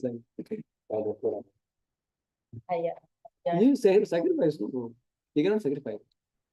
He has to go, but then if he doesn't go, then He can sacrifice. that goes.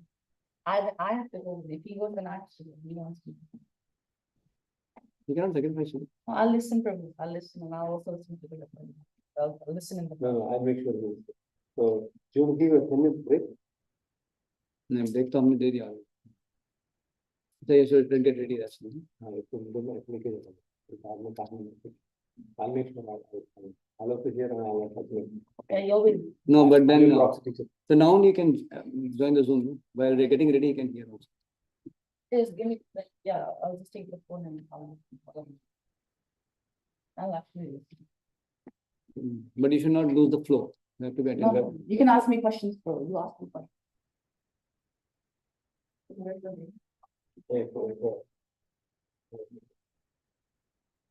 So the point here is, so now there is a switch, Prabhu, 22.37. 2.37 is telling that no, you can fight, you will not lose anything. You're only going to gain materially.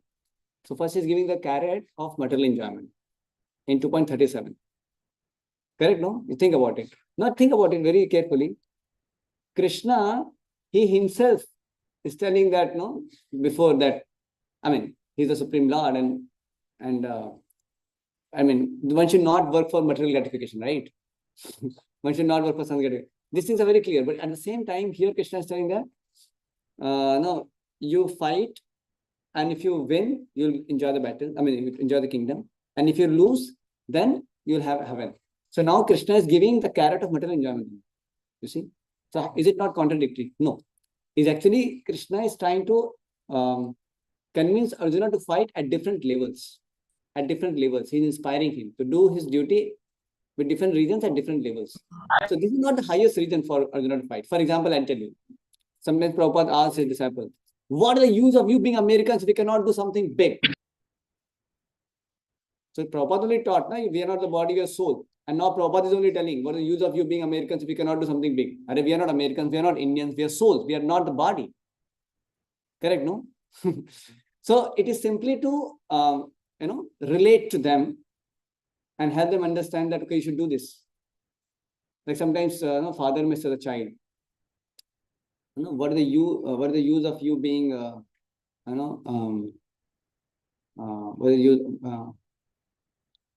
this is the first reason. The first reason the father may say, "Arey beta, if you're not studying, if you fail, what your friends will talk about you." So he may create some kind of social pressure, like that. But that's not the highest reason for which he should study, And then the father may say, "Beta, if you study, no, I will purchase a bicycle for you, and I'll give you a laptop or something like that." So this is also not the highest reason for which the child to study, but father may use that also. Or father may say, "Beta, you study well, by that you will get knowledge, and then you will actually, be progressive in your life, and that will help you, in your life itself to grow and have wisdom." So that is the, most wonderful reason, right? So that's the best reason. But sometimes father may use different reasons also. So here Krishna is actually trying to convince Arjuna for different reasons, just helping people to relate also. Like he's giving different reasons how ultimately should fight with any reasons, taking consideration to any reason you should fight. So there is no question of not fighting. You're getting? At every level you have reasons to fight. For more knowledge, for more advancement. Yeah, so highest reason is that he should fight for the sake of fighting for the pleasure of Krishna. That's the highest reason. But Krishna is also telling different reasons. Just like a son may be told by father, different reasons. So that even if son is on some lower platform, he can, but of course here Arjuna is not some, Arjuna is a pure devotee only, but Krishna is just giving him the different reasons, so that telling that by, just like he gave the example, no, even if you think that there is no soul, still there is no reason for lamenting. He said that. Correct, no? Still there is no reason of lamenting. So just to make that point very clear, that you should fight. And all these reasons, there's so many, even if you think in terms of social status, social custom, or if you think in terms of material enjoyment, or if you think in terms of liberation. Any reason you take, you should fight Arjuna. And of course, the highest reason should be for the sake of pleasure Krishna, or in a very generic sense, liberation. Getting this point, no? So that's what he's saying. This is making the point. Everything should be performed for the sake of Krishna is transcendental consciousness. So there is no reaction to material activities. So you don't get any reaction when you're acting for the pleasure of Supreme. So the cause of bondage is this reactions only. When we are trying to act not for the pleasure of Supreme, when you're trying to act for our own gratification, that leads to bondage. That leads to bondage. But you act for the pleasure of Supreme, then that leads to freedom. And that's the beginning of Karma Yoga. So when you start your activity for the cause of Supreme, that's the beginning of Karma Yoga. So here Krishna is giving the Karma Yoga reason. Of course, the Karma Yoga becomes Bhakti Yoga in the highest sense when you have the sense of pleasing Krishna directly. Then it becomes Bhakti Yoga. Then Karma Yoga is non-different from Bhakti Yoga. Understand, no? But when your conception of Supreme is not so clear, you're just doing it for some higher cause, then it's more like a Karma Yoga. But when the understanding of Supreme becomes very clear that Supreme is Krishna, Lord Krishna, and you're doing it for the pleasure of Krishna, then it becomes Bhakti Yoga only. So here Krishna is giving that, this is what I was trying to show you, and I'll just show you again the PPT. See. So he's saying, detached dutifulness for the sake of ultimate spiritual liberation. So the reason for not getting affected by profit loss, victory gain, all that is not because you have become a dry person, It is not like that. There is a purpose to it. But the purpose is what? That way you will get the higher thing, that is liberation. You get freed from this material entanglement itself. So Krishna is actually giving the Karma Yoga reason. So Krishna guides Arjuna up a staircase of consciousness, moving from worldly concerns to ultimate liberation. Each higher represents a higher level of understanding and purpose in action. Correct? Now this is a paradox. So 2.37 and 2.39, 2.38, how they are connected. You can see. So here he's saying that you win, you enjoy, and here he's saying detachment. So it looks like contradiction, but it's not contradiction because here Krishna is giving another reason only to fight. Correct, no? Are you clear with this? Any questions in this?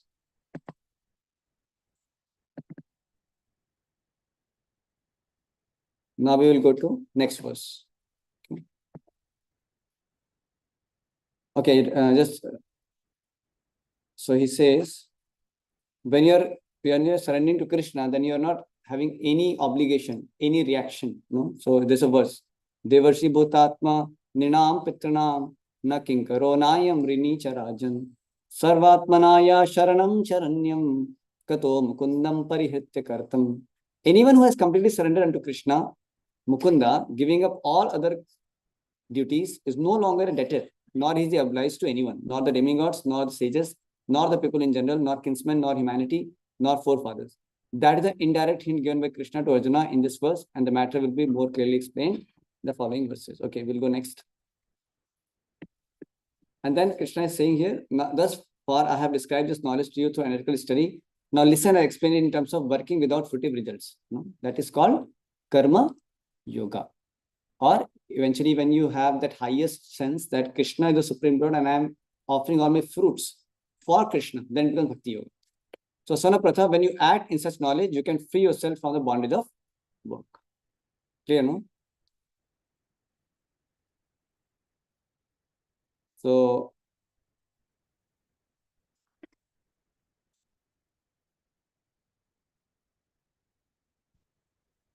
here he says, you see, one who is therefore situated in the devotional or transcendental living service of the Lord, or in other words, in Krishna consciousness, attains to the state of Buddhi Yoga or Bhakti Yoga. So Buddhi Yoga, Bhakti Yoga, these are all actually becomes same when there is clarity of for whose pleasure I'm working. When it is Krishna directly, then it becomes Bhakti Yoga only. So it's like interchangeable then. So when Sankhya Yoga, Buddhi Yoga, Karma Yoga, Bhakti, all become Bhakti Yoga. When the fruit, when you are working for the pleasure of Supreme.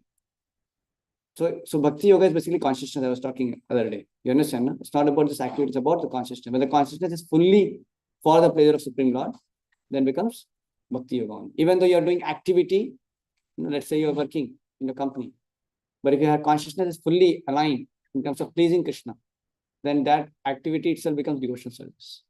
So it's about consciousness. What is Sankhya Yoga and what is? Yeah, so Sankhya Yoga basically it analyzes. Like say, we were discussing other day, Sankhya Yoga is like analyzing the matter and spirit. Is matter, this spirit. This is eternal, this is temporary. So you are trying to analyze the 24 ingredients, material elements, and trying to become detached from it. So, and then you can, so okay, so this is not the spirit, this is matter. This is not eternal, this is temporary. And then you understand, okay, so this is eternal. And then this is Krishna. And then you become attached to him. So it's like by process of analysis, analytical knowledge, you're trying to come to Krishna. You understand? No? But the goal of Sankhya is also Bhakti only. So if you come, you start with analytical study, come to Bhakti Yoga, you start with activity, do activity for Krishna and understand I'm doing for Krishna's pleasure, and then awaken your love for Krishna. Bhakti Yoga, same thing, right?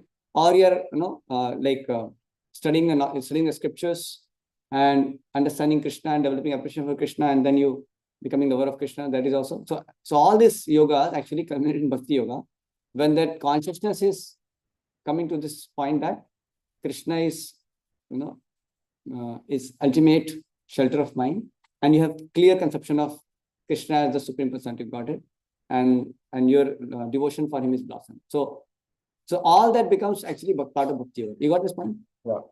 And otherwise, if somebody doesn't have the conception, somebody has not come to that understanding of Krishna being the Supreme Personality of Godhead, that conception has not come. So then he, depending upon, let's say somebody is doing activity. Now he's attached to the activity, and he is also attached to the fruits. But he does, with that activity, he does for the sake of, that activity is connected to Krishna. Like I told you that example, like he's stitching the clothes or Radha Gopi Vallabha. So he's attached to tailoring and he's attached to the money also which comes, but he's doing it for Radha Gopi Vallabha. So the dress is going to Radha Gopi Vallabha, but he's attached to the activity also, attached to the fruit, money also. But he has some sense, okay, let it go for service to God. And he may not have clear understanding about Krishna, because if he has that much clarity, then he would have probably given freely also, correct? No? So he has some conception of for the higher purpose, for the Supreme, for the God. He may not even have proper understanding of God. But that is called Sakam Karma Yogi. And that also, his consciousness may be varying. Like somebody may actually do it for other Gopi Vallabha, understanding Yahi hai Bhagwan. But he's not blossomed his devotion that much. So still he's kind of Sakam Karma Yogi. Right? He doesn't come to Krishna very clearly, very nicely. And when he becomes like, like say he says, okay, for everybody I'll take money, but for Radha Gopi Vallabha, I'll not take money at all. Because for God. It's become Nishkam Karma Yogi. It's quite close to Bhakti Yoga. Because somebody is able to sacrifice fruit for God means something very great. So that is like Nishkam Karma Yogi. And he may be developing also understanding of Krishna, the Supreme Lord, gradually. And when he's not attached to tailoring, he says, now I will do anything for Krishna. You do tailoring, I'll do mopping, you'll do cleaning, I'll do anything for the service of Krishna. Then it becomes Bhakti Yogi. So now, in that platform also, he might be doing tailoring service, but he's doing it in Bhakti Yoga consciousness. Because he's not wanting money, he's not attached to that activity also. He's doing it because they told, okay, you're a tailor anyway, you know it well. You do the tailoring, they may say. Correct, no? You do tailoring because anyway are good in tailoring. So please continue doing tailoring. They may say that. So that doesn't mean that now he's Karma Yogi. So before he was, maybe Vikarmi, then he became Karma Yogi, Sakam Karma Yogi, then he became Nishkam Karma Yogi. Now he's Bhakti Yogi, though he's doing the same activity. You got this point? So what is happening is consciousness is getting elevated. Is it clear? This point? And one more question. What is the difference between Buddhi Yoga and Bhakti Yoga? Yeah, so that's what he's saying this, no? Buddhi Yoga is the same only. He says this. Buddhi Yoga or Karma Yoga. See, Krishna will not tell him about the working process in Buddhi Yoga or Karma Yoga, or in other words, the practice of devotional service only for the sense gratification of the Lord. So Buddhi Yoga is similar only. Basically, you're using your intelligence for the service of the Lord, for the pleasing the Lord only. It's Buddhi Yoga. The Buddhi Yoga is explained in chapter 10, verse 10 as being direct communion with the Lord. Dadami buddhim yogam tam. So Lord gives you buddhi when you are engaging in devotional service. Lord gives you the intelligence how you can attain Him. Like that. It's called Buddhi Yoga. Yoga means to connect through buddhi. That means the buddhi is invested in the Lord fully. So that is devotional service. So Lord gives you that buddhi and you engage in devotional service. Understood? No? Such communion does not take place without devotional service. So one who is therefore situated in devotional service or transcendental loving service to the Lord, or in other words in Krishna consciousness, attained to the state of Buddhi Yoga. Means he gets the buddhi by which he can engage in devotional service uninterruptedly like that.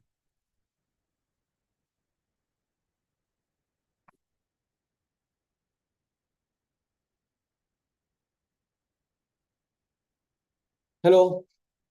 Coming first time? Please come. Please come. So we are having a Gita session right now. So we don't mind. You can come and sit. You can listen for some time if you want. Yeah. And don't worry, we are not going to have quiz. Don't worry about it. No exams.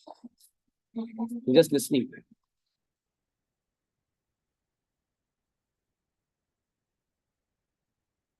Where are you from? Boston? Western Mass. And you? Yes, sir? Yeah, they both are. Okay. You both, huh? Yeah. And you live in Western Mass. So he says now further, yeah, we did this, right? Yeah, he says this, Sankhya, he's talking about Sankhya now. So Sankhya philosophy, there was one Kapila, atheistic Kapila. So he was atheistic. He analyzed the ingredient, 24 elements, but his conclusion was atheism. He did not come to Krishna. But what he's saying here, one should not therefore misunderstand that the Sankhya mentioned herein has any connection with the atheistic Sankhya. So this Sankhya, actual Sankhya philosophy was given by Kapila, who is the son of Mother Devahuti.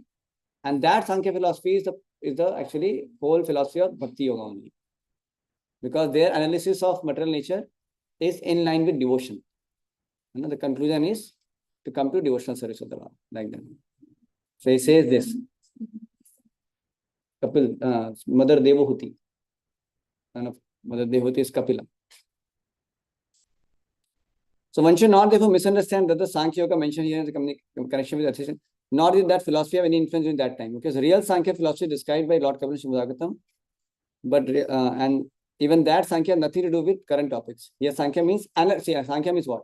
Analytical description of the body and the soul. Lord Krishna made an analytical description of the soul just to bring Arjuna to the point of Buddhi Yoga or Bhakti Yoga. Clear, no? See, Jnanis also may talk about soul, body and all, but they don't come to the point of Bhakti Yoga. But here Krishna is bringing the Arjuna to the point of Bhakti Yoga. That is the difference. So you got this point?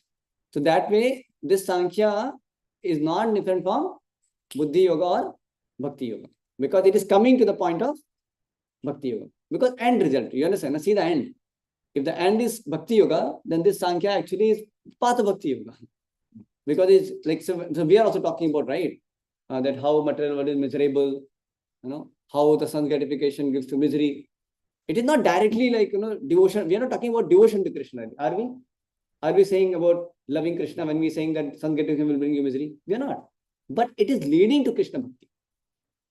That discussion will lead to Krishna Bhakti because you become detached from sense gratification. Then you will come to Krishna. Correct or not? So it is discussed in light of Bhakti. So then that kind of thing is like, now when I'm teaching about soul, so I'm teaching you Sankhya, I'm teaching you Jnana, I'm teaching you Bhakti. Bhakti. I'm doing devotional service, no? We are doing devotional service. We are not doing Jnana Yoga. We are not doing Sankhya Yoga. Then we are doing what? Bhakti Yoga only. Even when I'm teaching you about body, soul is different, material world is miserable, sense gratification is miserable, right? When I'm talking this subject matter, so soul is different from the body, all that we are discussing, right? So this is, am I talking anything about Krishna now? No. But when I'm teaching you this, part of my discussion is this Bhakti Yoga or I'm doing Jnana Yoga? Bhakti Yoga only. Because it is done with the understanding of that this should lead to increase our devotion for Krishna. Because we can, the more we give a bodily consciousness, we understand I'm soul, then I'm talking about I'm soul and I'm part and parcel of Krishna. And then we can become attached to Krishna also. Correct, no? So this is helping us to come to platform of Bhakti Yoga. I mean, loving service to the Lord. So then this part of Bhakti Yoga program. Correct, no? So that kind of Sankhya Yoga is Bhakti Yoga. That kind of so-called Jnana, what you're doing is also Bhakti Yoga. That kind of Buddhi Yoga, Bhakti Yoga. You understand this point? Is it clear now? But when the goal is not that, no, then it doesn't become Bhakti Yoga. I think it's clear now. Correct? They say one should therefore understand the Buddhi Yoga. See, of course, atheistic Sankhya Yoga has nothing to do with Bhakti Yoga. No? So, and then he says, one should therefore understand that Buddhi Yoga means to work in Krishna consciousness in the full bliss and knowledge of devotional service. One who works for satisfaction of the Lord, only however difficult such work may be, under the principle of Buddhi Yoga, and finds himself always in transcendental bliss. Like that it says. Okay, so Gopal Prabhu, I have a question to you. Leaving right away? Yes, Prabhu. What is the difference between Sankhya Yoga and Bhakti Yoga? त्याच्यावर स्मिता जाणार आहे ना, स्मिता आणि कृतिमा त्यांची काय full आहे. Hold on, let me go back in my notes. ए प्रभु, इसमें कितने जगह है? कितने जगह है इसमें? Hold on.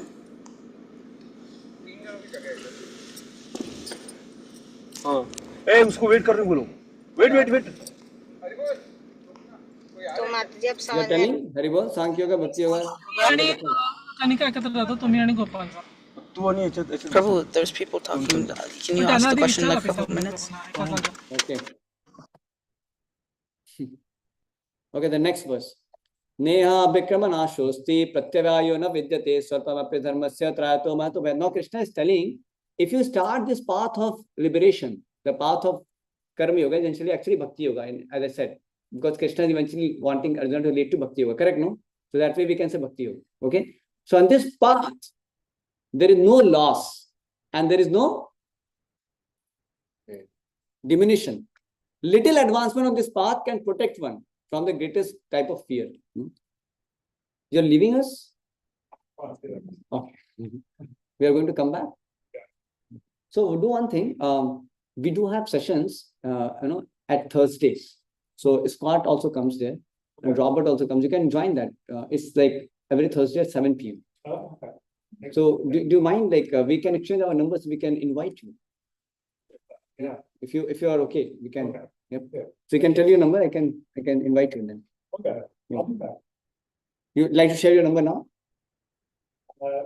Sure. Yeah. Scott, you can take the number. You have WhatsApp? Do you have WhatsApp? Yes, I will. That's great. We can take the WhatsApp number. So you and your friend are together? Yes. He's your friend? Yes. That's nice. Yes. Kirtan? No. Gita classes. Gita classes happens, actually today we are doing 2 days immersion course. So we are having like five hours. So, but usually we do like, actually it varies. So usually we do in afternoons, like that. Where do you stay? Okay, you are interested. You are interested to join.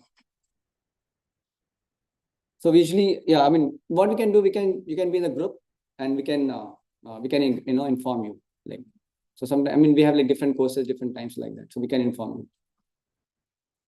Yeah, you can give the number to Scott. We will figure it out. Okay. So, okay,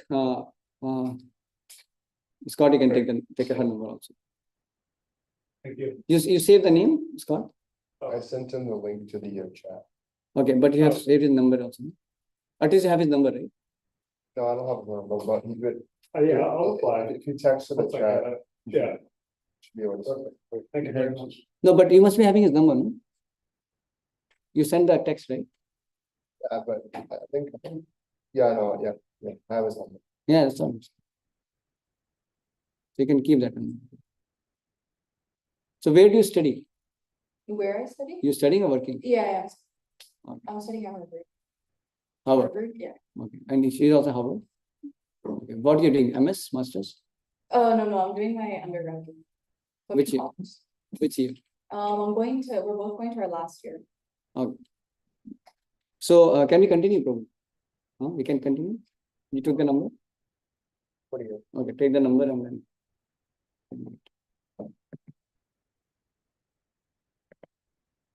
Prabhu, people are talking, so I can't unmute at all. Okay. So, Prabhu, you are from which college? Both of you? From which college? No. So, yeah, what's your name? Vivek. Vivek and Vivek and Vivek. Vivek is fine. So, if you have time, you can sit. We have a session on Gita. We are completing the second chapter. Actually, we have something. So that's why we have to. Okay, no. Like I mean, Is it done, Prabhu? Is it done? Done? I think She's adding herself to the WhatsApp if it's directly. Yeah. No, do one thing. Take the number. We can. I already. You took the number. Yeah, sure. hopefully it works, I think. Okay. Thank you. You're born here or from other country? Which country you're born? Oh, Yeah. Your parents were from? Parents? my parents are from Korea. Korea. Okay. Okay. So what I was saying, this path of Bhakti Yoga or see, when I'm talking about, as I said, Karma Yoga is the path of detachment, right? We are talking about how Arjuna was told by Krishna that you fight for the sake of fighting without considering victory, loss, happiness, distress, all that. Profit and loss, victory or defeat. Don't consider all that. Just fight for the sake of fighting. And by that, it will lead to liberation. Correct, no? And so that begins with the Karma Yoga. And I said, as per the understanding, the conception of the practitioner, the Karma Yoga can also be, it can actually be Bhakti Yoga also. As I said, it's clear, right? So now the thing is, now this path, I mean, beginning from Karma Yoga to Bhakti Yoga, whatever great shades may be there. So in this path, there is no loss or diminution. A little advancement of this path can protect one from the most dangerous type of fear. Like we are performing Bhakti Yoga. So we have to be very assured that whatever progress we are making in our devotional path, it is assured. It's never going to get destroyed. Right? So suppose you have done 30% in this life, then next life you're going to begin from 31%. That's the point. You can see here, activity in Krishna consciousness or acting for the benefit of Krishna without expecting of some gratification. The highest transcendental quality of work. Even a small beginning of such activity finds no impediment, nor can that small beginning be lost at any stage. Is this clear? Any work begun on the material plane has to complete it. Otherwise, the whole attempt becomes a failure. But any work begun in Krishna consciousness has a permanent effect. And even though not finished, and the performance of such work is therefore not at a loss, even if his work in Krishna consciousness is incomplete. 1% done in Krishna consciousness bears permanent result, so that the next beginning is from the point of 2%. Whereas in the material activity, without 100% success, there is no profit. You do your degree, college degree. So say Pulu, no? Pula, if suppose he studies undergrad, final year, one semester, last semester he did not give exams. Will you get your degree? Like if I didn't take the exams? Yeah, last semester, one exam you did not. No, I would not. You will not get degree. For entire life, no degree, right? Even though he has done everything. Correct or not? But in spiritual life, it is not like that. You can continue. And in this life, even if you have big degrees, but when you go to the next life, will your degree continue with you? You die and you take another birth. Will you still be, you'll be known as, oh, you have done undergrad from MIT or Harvard or whatever, Dartmouth, where you are? Emmanuel or wherever. No. You have to again start from zero. But in spiritual life, it is not like that. Okay? That is the very important point here. Okay, so Ajamila example he gives. Ajamila did little bit of devotion service. He fell away. He got involved with prostitute. He got into so many sinful activities. But eventually he again came back because of his previous activity he has done. So that remained intact. And then he continued from there like that. Okay. So Gopal Prabhu, my question is that what happens to somebody who doesn't complete his devotional service in this life? Gopal Prabhu?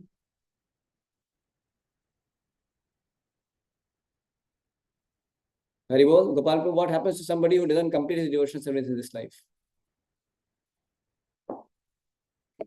Hare Krishna, Gopal Prabhu.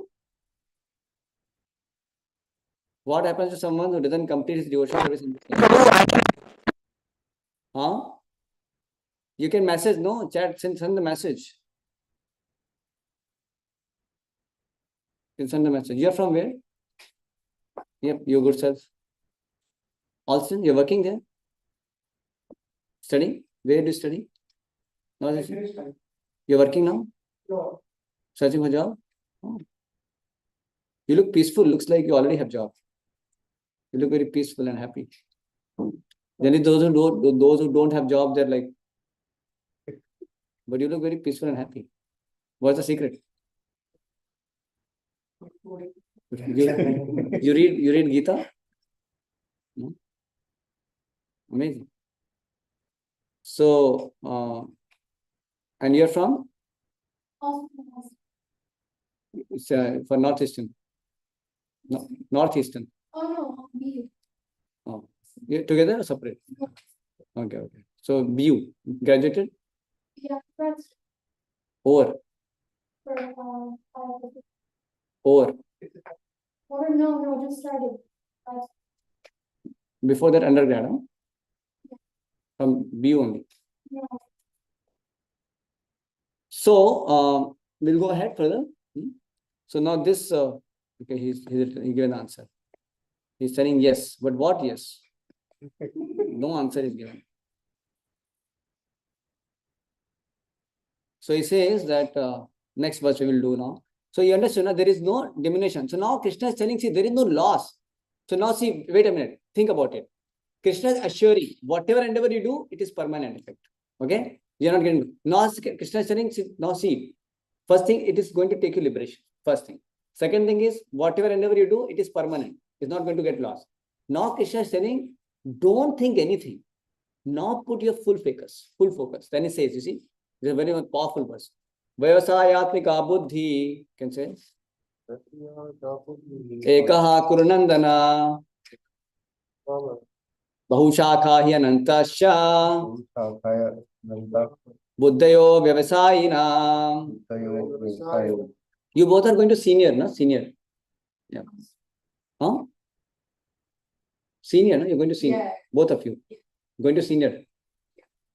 You couldn't get what you said? Yes, I'm going to. Both of you, no? Yes. So, that means only 1 year is there. Now I'm just thinking which group to be put because it's only 1 year. It's okay. So here is saying that now you are in this path, be fully focused. Don't be distracted. That's the essence of this verse. No? And he's saying that those who are on this path are resolute in purpose and their aim is one. Oh, beloved child of the Kurus, the intelligence of those who are irresolute is many-branched. You see? So Krishna is here saying that don't get distracted with anything now. You don't have to have any anxiety, you don't have to have any fear because this path is very secure. Whatever endeavor you do, it's permanent. Okay? There is no loss. There is no diminution. Right? And it is leading to liberation. It is leading to attaining perfection of life. So now don't have any anxiety, have full confidence, and be fully focused on this path of Krishna consciousness. Is this clear? This point clear? Okay. Then he says, very nice purport. He says, a strong faith that by Krishna consciousness, one will be elevated to the highest perfection of life is called Vyavasatmika intelligence. So it says the definition of Shraddha. No, Shraddha means Shraddha Shabde Vishwasika hai Suddhina Nishaya Krishna Bhakti Kaila Sarva Karma Kritahaya. Is saying that what is the meaning of Shraddha? Shraddha means when you have a strong faith that by performing devotional service, I am doing the highest thing. You know? I am doing the highest thing by performing devotional service. So we don't have to have any kind of any other considerations. You are doing the highest thing by performing devotional service. That's what he's saying. So faith means unflinching trust in something sublime. When one is engaged in the duties of Krishna consciousness, he need not act in relationship to the material world with the obligation to family, traditions, humanity, or nationality. Sometimes people think, oh, no, what about my worldly duties? What about this thing, that thing? No, if you are path of Krishna consciousness, you don't have to too much take anxiety. You know, you can try to balance whatever, but don't get overwhelmed. You know, because your path of Krishna consciousness is all fulfilling. You know, you don't have to worry. Because once you perform Krishna consciousness, everything else is done. all other paths are actually meant to come to this path of coming to Krishna consciousness. They are already in path of Krishna consciousness. You don't have to have any kind of fear or anxiety about anything else. That's why this verse is telling about you don't have any kind of anxiety. You just focus on Krishna consciousness. Shraddha. Have faith. Because once you are doing the path of Krishna consciousness, everything else is automatically justified, attained. The result of all activities is done. If you see also carefully, why there are prescribed duties? The prescribed duties, as we discussed before, it is meant for purification of heart. If somebody has not come to Krishna, they should do prescribed duties. They cannot be irresponsible, correct? Because the prescribed duties purifies their heart gradually. And then by doing the prescribed duties, that kind of pious activity, prescribed duties when they do, then they develop some knowledge. You remember? We were telling, then they develop knowledge. Because some purification of heart happens, then they develop knowledge. And then they may come to kind of Jnana Yoga platform. And by then, they further gain knowledge, they understand more deeply, and then gradually, after many lives, they may come to the platform of devotion. Correct? And if somebody has come to devotional service, then he has already attained the perfection. He's already attained the result of doing the prescribed duties and doing so-called, pursuing knowledge also.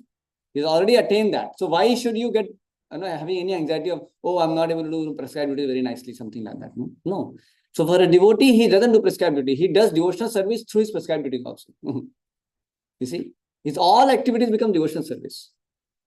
No, you understand? No? So he's getting purification not by prescribed duties. He's getting purification because he's doing devotional service through prescribed duties also. So his studies also becomes bhakti, devotional service. But if he has to focus on devotional service, he doesn't have any anxiety. Hey, I'm not able to do maybe properly this one, or something is missing. He doesn't think like that. That's why he's saying, when engaged in the duty of Krishna consciousness, he need not act in relationship to the material world with obligations to family traditions, humanity, or nationality. Fruitive activities are the engagements of one's reaction from past good or bad deeds. Okay, we'll go ahead further. Then here it says, you see, read this one. Scott, can you read it? The resolute purpose. The resolute purpose of a person in Krishna consciousness is based on knowledge. Vasudeva Tattva Savam Isa Mahatma Sura Durlabha. A person in Krishna consciousness is the rare good soul who knows perfectly that Vasudeva, Krishna, is the root of all manifested causes, and as the watering root of the tree, one automatically distributes water to the leaves and branches. So, by acting in Krishna consciousness, one can render the highest service to everyone, namely self, family, society, country, humanity, etc. If Krishna is satisfied with one's actions, then everyone will be satisfied. So point is that if you're serving the Lord, then automatically you are satisfying everyone. You don't have to do separately anything.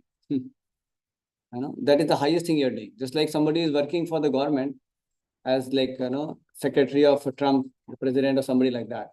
Then he's not obliged to be present in the office, some local city office and things like that. Because he's already engaged in a very important service of being very close to president also. You're getting this point?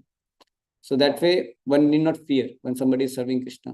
Of course, it does not mean that we become irresponsible.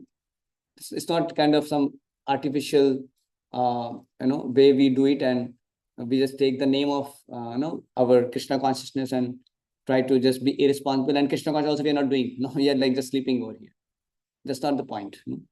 It's like so it's actually a very responsible, conscious way of taking Krishna consciousness and not having any fear if there is some kind of discrepancies in one's prescribed duties, and any kind of thing which may be lacking in terms of his family, society, country, humanity. You're getting this point, no? Yep. Sometimes maybe something may be a little compromise. That's fine, because you're actually doing the highest service to everyone. So if Krishna is satisfied by one's action, then everyone will be satisfied. That's the point. Because the goal of life is to actually go back to God, to satisfy Krishna and go back to God. So you want to please the people of this world, or you want to please the Supreme Lord? That you have to ask. So sometimes we get too much into impressing the people of this world. Then you want to do things as per their whims. Like some people say, I cannot give up eating meat. Why? how can I, not be partying with my friends, then I have to eat. So I have to just be good with them. So I have to do that. So then you want to please God or you want to please your friends? Right? So, you have to be mindful of it. So there should not be any fear. If there are such kind of friends who are going to pull you, then you can maybe keep distance from them. You can say, sorry, I don't eat it. I have a different path. I'm sorry for that. I'm good. You can say that. You can go ahead with your process of Krishna consciousness. So the point is that we don't have to have any fear. Be very focused. Don't get into any kind of anxiety about I'm not able to impress that fellow, this fellow. No. You have to only please the Supreme Lord. Right? And for that, you please the Guru, please the Vaishnavas. That's how we should. So if Krishna is satisfied by one's action, then everyone will be satisfied. Service in Krishna is our best practice under the able guidance of his spiritual master. That's what he's saying, right? And who knows the nature of the student and who can guide him to act in Krishna consciousness. As such, to be well versed in Krishna consciousness, one has to act firmly and obey the representative of Krishna. And one should accept the instruction of bona fide spiritual master, one's mission in life. So then he says, if you satisfy the Guru, that is satisfying the Supreme Lord. Because when you please the Guru by serve him, follow his instructions, then you can please the Supreme Lord also. Correct? No? Because Guru is the representative of the Supreme Lord. So it's not like Guru is some kind of egomaniac. You please me. No. He's simply trying to instruct you on behalf of the Supreme Lord. So if you follow that, then Guru is pleased because you are actually pleasing Krishna. That's why Guru is pleased. And why Krishna is pleased? Krishna says, oh, he's following the instruction of my dear representative. So Krishna is pleased. So there is no ego. There is basically, they're thinking of each other. Like Guru is pleased because when he follows the instruction which he's giving on behalf of Krishna, then Krishna is happy. And thus he is getting closer to Krishna. So Guru is pleased. And Krishna is pleased because, oh, he's serving my Guru, serving my representative. He's following my representative nicely. So Krishna is pleased. Like that. The whole process depends upon the perfect knowledge of the soul beyond the conception of body. Not theoretically, but practically. When there is no longer a chance for sense gratification, manifestation in fruitive activities. One who is not firmly fixed in the diverted, is diverted by various types of fruitive acts. Okay, so this verse talks about men of small knowledge are very much attached to flowery verse of it. So now there are people, those who are not on this path of karma yoga or path of liberation or the path of bhakti yoga. They're not on this path. Then they get diverted by the path of karma kanda. What is karma kanda? They get enamored by the so many varieties of benedictions which are given in Vedas. When you follow certain rituals so that you can go to heaven, you can have some heavenly enjoyments. So somebody may get distracted by that. So that's a pitfall. So one should not, that's why he's telling before the verse, one should be very focused, resolute in the purpose. And one should not be distracted by any kind of worldly enjoyment. Another way of worldly enjoyment also is given in Vedas, that if you follow certain rituals and this and that, then you can go to heaven. Sacrifice. So many people worship demigods. They do sacrifices just for some material benefits. Or they may want to go to heaven and enjoy. But that's not the purpose of Krishna consciousness. So that's why he's saying that kind of opulent life, trying to get to heavenly planets, good birth, and all that. So these things actually are not going to help us. That's what it's saying. Bhogeshwarya gatim prati. Kriya vishesha bahulam. Bhogeshwarya gatim prati. Being desirous of sanctification, opulent life, they say that there is nothing more than this. People think like that. They are small in knowledge. They are not actually intelligent. So they are not intelligent. So they get into karma kanda section of the Vedas. So Krishna is recommending, don't get into karma kanda. See, before he told, you can see, he told Arjuna, if you kill, you enjoy the kingdom. If you die, you go to heaven. Now he's telling, it's a men of small knowledge, they go to heaven. They want to go to heaven. You getting this point, no? So he's telling that actually that's not the real platform. So karma kanda, you don't have to. So don't worry about going to sanctification, going to this thing. So Vedas do talk about karma kanda section where they say that you can go to the heaven and you can enjoy somarasa and heavenly damsels and all that, but yeah, so there, even if, like heavenly damsels are there and different heavenly people may enjoy with different, apsaras, damsels, but still they remain virgin. That kind of benediction is there. They still remain virgin. But here in this world, it's not like that. So there are a lot of facilities for sense enjoyment, and it is not considered sinful also. It's not considered sinful because there's a place for enjoyment. So some people get distracted and they think that is the goal. But that's actually not going to bring you happiness because it is, see what he's saying further. He's saying in the minds of those who are attached to a sense enjoyment, those are too much attached to gratifying the senses, and material opulences and are bewildered by such things, the resolute determination for devotional service to the Supreme Lord does not take place. So that is the problem. If you're distracted by this kind of heavenly opulences, going to heaven and all that stuff, then you will not be able to have determination in devotional service.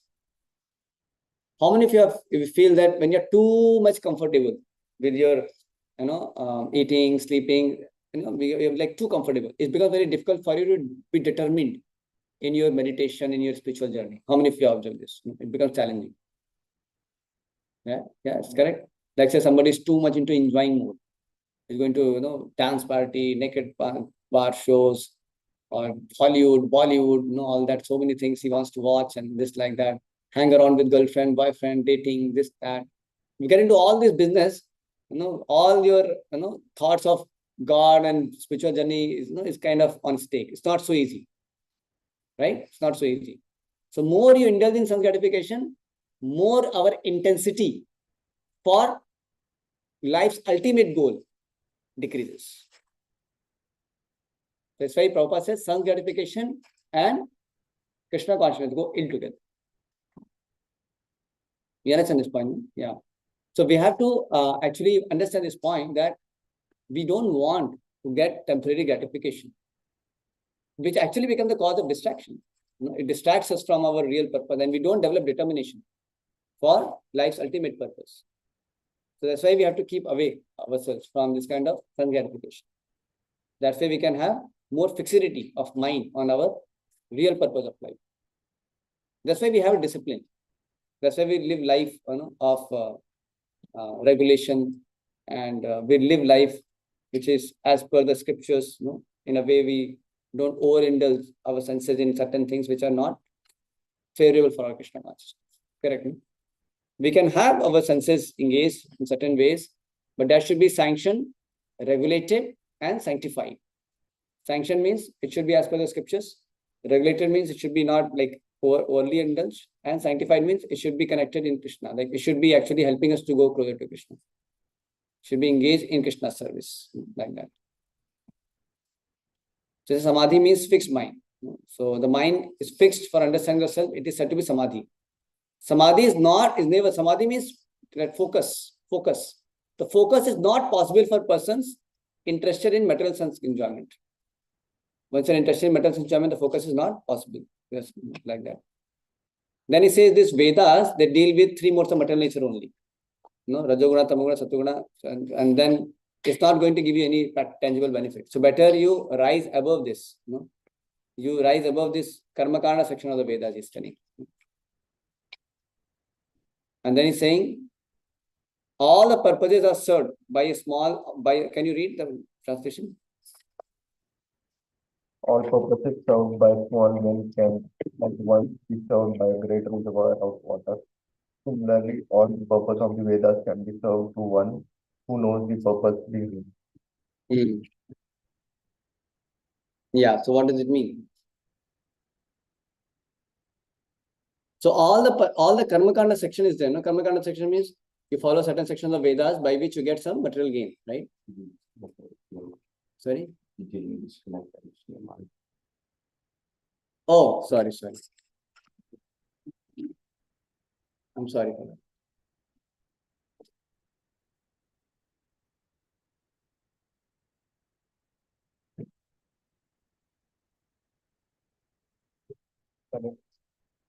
Okay.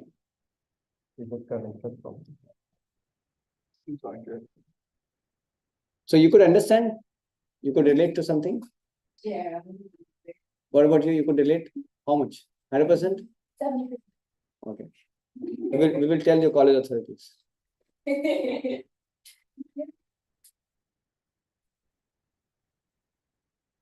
Okay, so where is Vanmali Pandit? Where is Gopal? Can you call Gopal?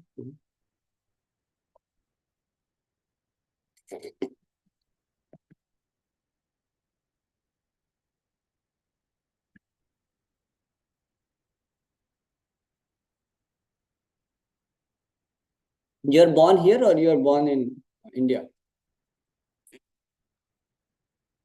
Born here or born in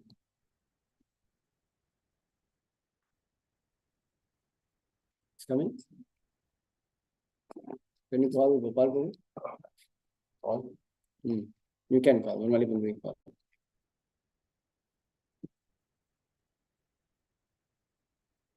Just call him. Yeah.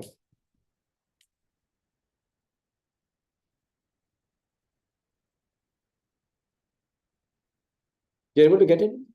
You're able to understand it to some extent? I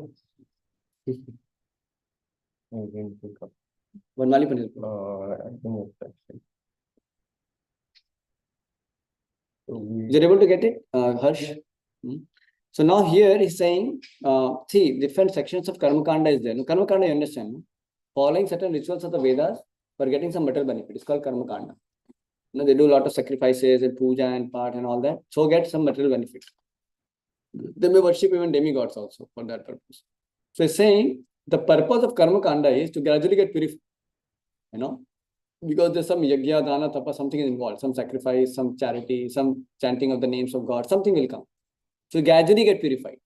And then one point of time, you may develop some knowledge, and then you may want to come, then one may come to devotional service. Because you may be frustrated, no, that all this material benefits are not making me happy. And then he may inquire about what is higher. That's how eventually he can come to the platform of devotion. So that is the purpose of, like, gradually Karma Kanda to Karma Yoga, then Bhakti Yoga, one can come. Jnana Yoga, then Bhakti Yoga, one can come. Rather, Karma Kanda, Karma Yoga, Karma Yoga, then maybe he can come to Ashtanga Yoga, and then Bhakti Yoga he can come. Correct, no? But the purpose of all this Karma Kanda section of the Vedas is to come to Krishna only, right? To Bhakti only. So why then you have to go to Karma Kanda if you have to come to Bhakti? So he's saying all purposes served by a small well can at once be served by a great reservoir of water. Similarly, all the purposes of the Vedas, Karma Kanda, Jnana Kanda, Upasana Kanda, whatever it is. If you know the purpose behind it, what's the purpose behind all that? Come to Krishna, come to devotional service. So if you have already come, one should know the purpose. So once that purpose is clear, you have to come to Bhakti. Then why to get enamored? Why to get attracted, distracted by any kind of this flowery language of the Vedas? You getting? Don't get distracted by this material enjoyment. Is this point clear?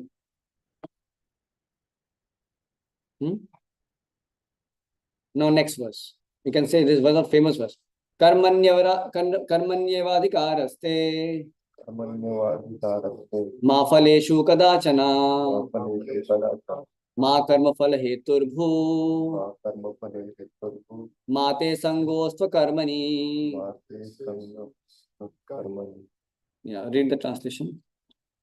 You have a right to perform your prescribed duty, but you are not entitled to the fruits of action. Never consider yourself the cause of the results of your activity, and never be attached to not doing your duty. Yeah. So here, see, this is a very important verse. I will tell you. Where is the marker? Wait. So this is one of the very important verse. If you understand this verse, then you can get much more deeper perspective to it. Like very wonderful. See, what this verse is telling. He's saying that you have right to perform your duty. You have right to perform your duty, okay? And you are not entitled for the fruit.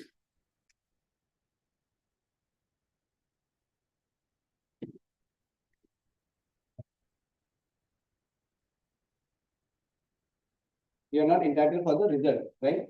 And then you say, don't consider yourself to be the cause of result of.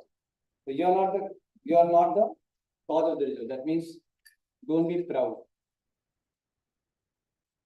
Don't have pride because you are not the cause of the result.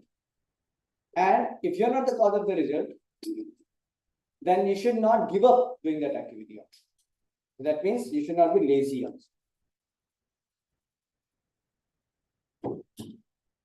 You understand this point?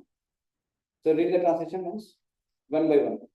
You have a right to perform your. Okay, so we have right to perform your duty. Okay, we'll do that right. Okay, to perform duty. Then. But you are not entitled to the fruits of action. You are not entitled for the result. Okay. Never consider yourself the cause of the result. You are not the cause, so don't be proud. Never consider yourself the cause of the results of your activity, and never be attached to not doing your. Yeah, so somebody may say, okay, I have the right to perform duty, and I'm not entitled for result. The result is not mine. Okay. They were considered you are the Cause of result. read. Never consider yourself the cause of results of your activities. So ego will. Yeah, correct. So never think that you are becoming the cause of the result of your activity. So you are not entitled for it, and if results come, you are not. Don't take credit. Don't be proud. Saying that, okay, that means I have only right to perform duty, and I cannot have any control over result. And if result comes also, it's not because of me. Why should I work? You understand something? Somebody say, why should I work then? You getting this point? You have the right to perform duty. You are not entitled for that. Result is not in your. Okay, fine. And then result comes, in case it comes, whatever. You are not cause of. If I am not having, if I am not the cause of the result, and I have no control over result, why should I work? Understand this point? Somebody can answer. So he's saying, no. Don't be attached to not doing your duty. Still, you should do the duty. It's very difficult verse premise. It's another most difficult verse premise. So we'll explain it. It will become clear. Are you ready?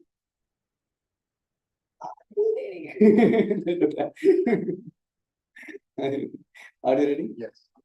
You are from which college? Oh, undergrad. Which year?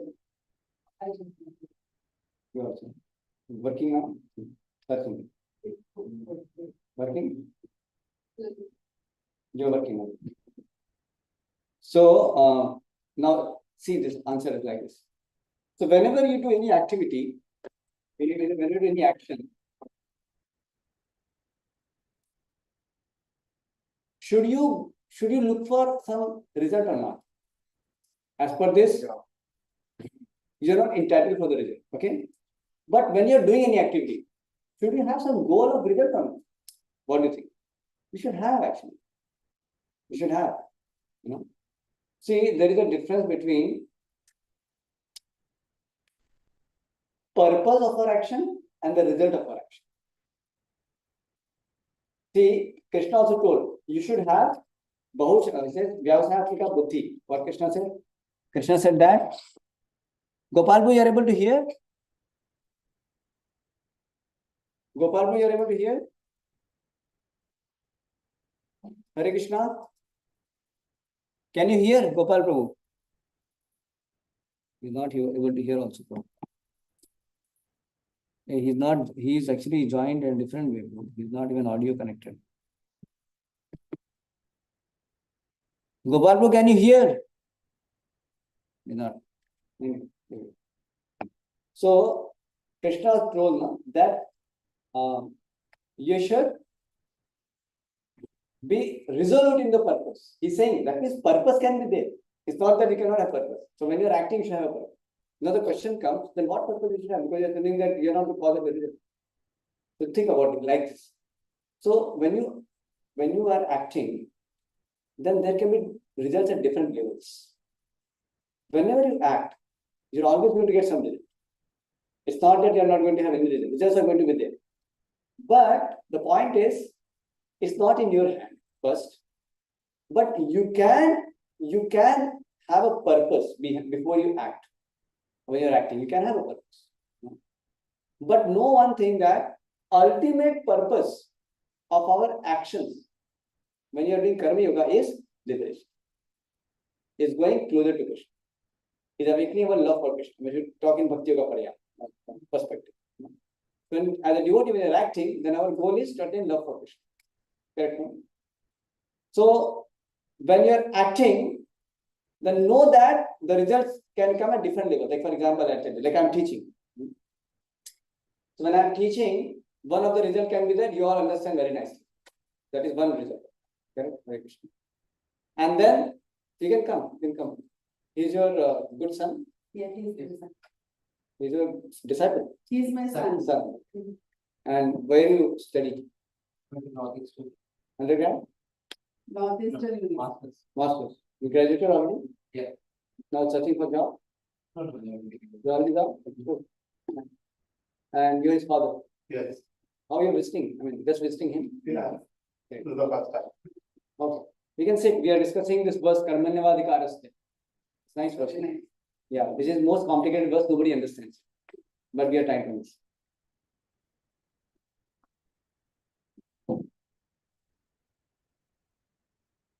So you're making the notes? Oh, good. So I was saying that when you're acting, then you have a right to act, but you're not entitled for the result, right? That's what it says. And you're not the cause of the result also. You're not the cause of the result. And somebody may ask the question, why should I work at it? Then he says, don't be attached to not doing your duty. Still you have to act. That means don't be lazy also. So be responsible, be detached from the fruit, don't be proud, and don't be lazy. Okay. So now I was saying, when you are acting, then you can have a purpose. I said this, right? Now, another thing is, I was giving an example. Let's say when I'm teaching.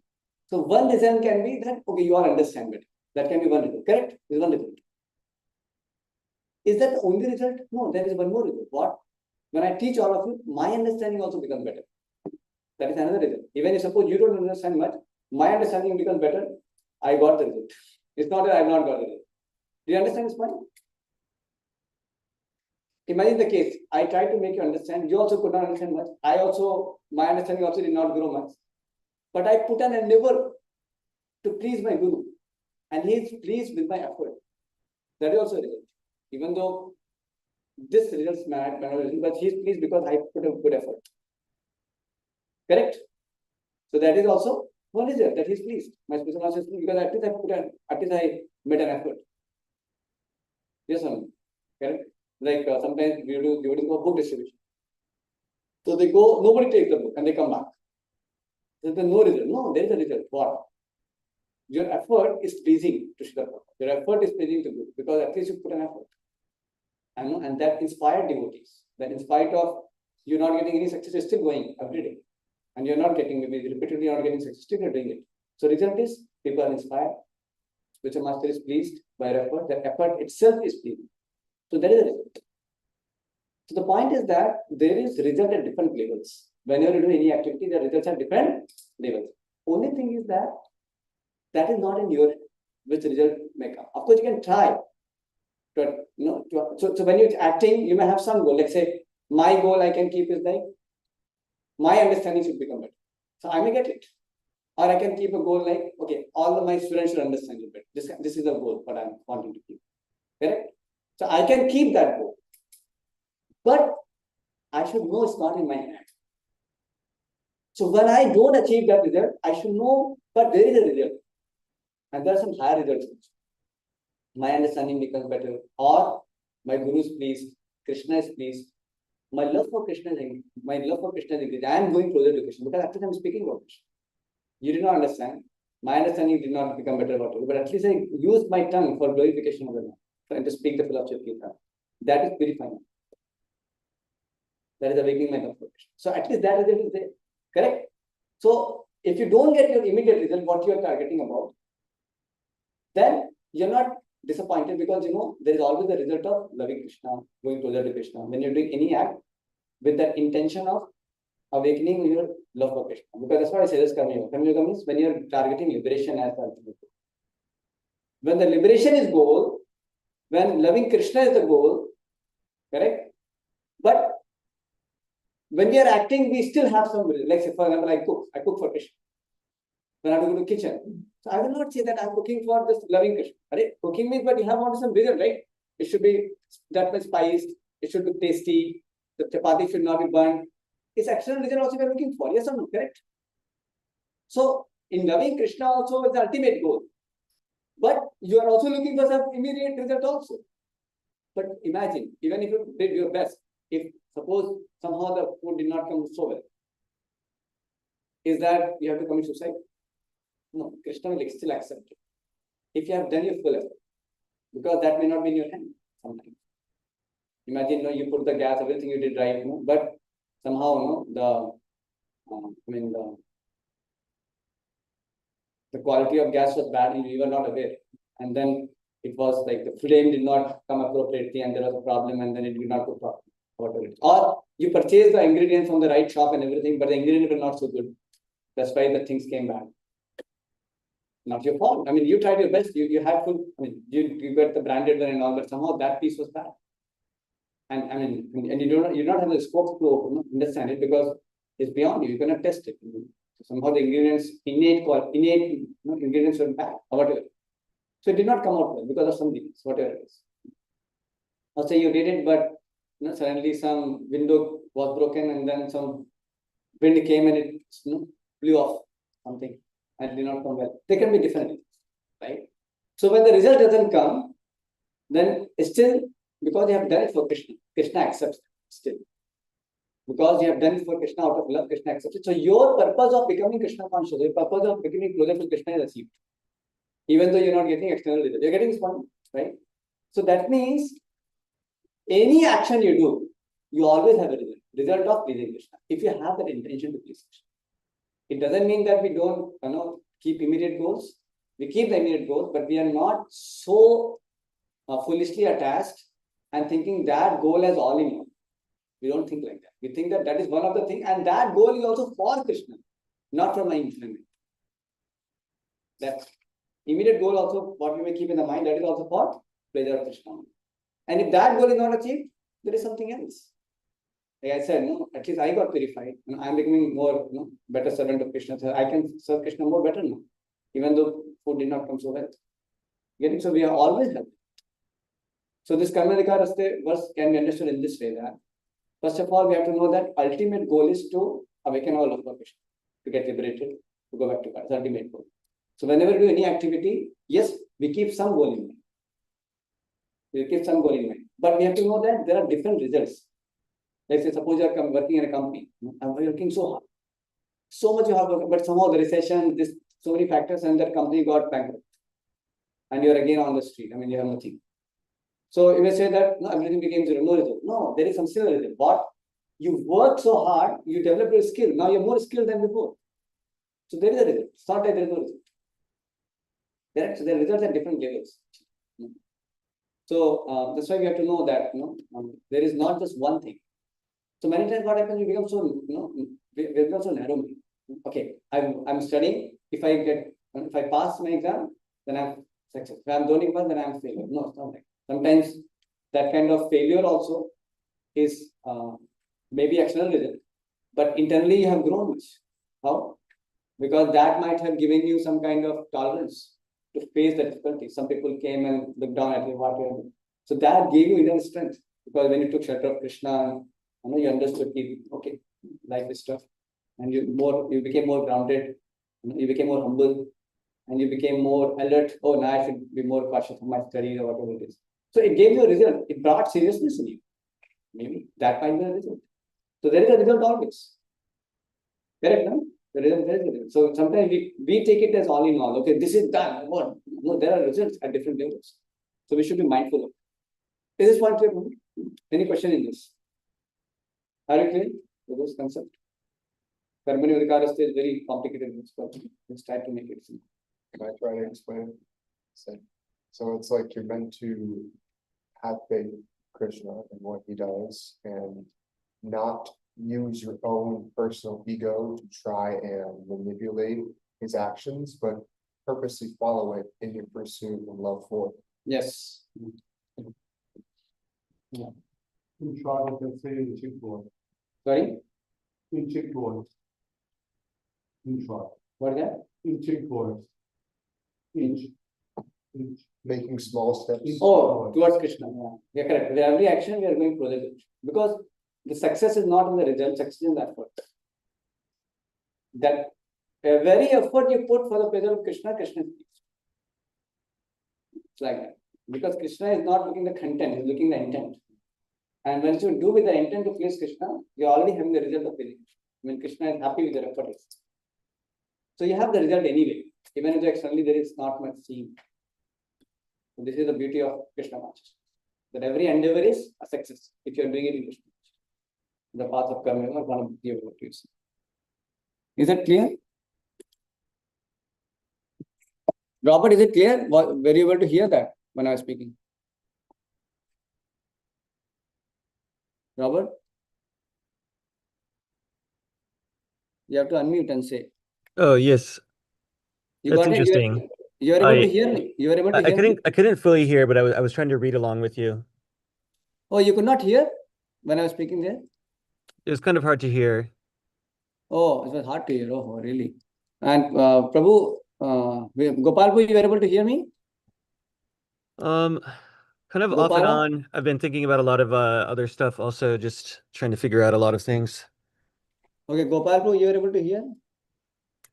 I was mainly just like looking at the text, and I was reading about like No, 27. no, I'm asking about Gopal. Gopalpu, you are able to hear?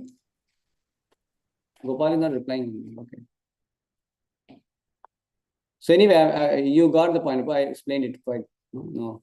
So perform your duty equipoise or jana, abandoning all attachment to success or failure. Such equanimity is yoga, called yoga. That's why he's saying don't have any attachment to success or failure. Like I'll give you an example. Jatayu. Jatayu had a goal in mind or not when he was fighting. He had a goal. What was the goal? No, you stop also and to kill Ravana also. I mean, yeah, of course, stop Ravana and even to kill also, right? But actually, did he achieve that goal? No. But do you think he's failure? No, he left the place. He left the place for the missing. That is one thing. That is one success. Second success was also he died, but he attained the kingdom of God. Lord Rama did his Antyeshya Sanskar and he went to Vaikuntha. He went to Ayodhya. Ayodhya Dham eternally. So Jatayu's life is success, you see. So he was doing Bhakti Yoga. So he did not get external success, but he got the result of attaining the Lord. This is the beauty of path of Karma Yoga or Bhakti Yoga, whatever you say. Karma Yoga is like when you have not that clarity. Bhakti Yoga is like we have fully doing it for Krishna's pleasure. So the Bhakti Yoga has that kind of facility, assurance that you do the act for Krishna under the guidance of Guru, you are success. It doesn't matter whether what result comes. You are a success. With sincerity, with purity, with genuineness, you are trying to please Guru and Krishna. You are a success. Prabhupada said, let me go to the West and preach to fulfill the order of my Guru. Even if I fail, no problem. At least I tried. He said like that. He was not so much like, demanding you have to get success only. I'll just try for the pleasure of my Guru. And Krishna sent the success. He said, Krishna sent it, not me. Like you said, intent over content. Yeah, intent or content. So Krishna was able to see Krishna's hands. I'll play one this thing.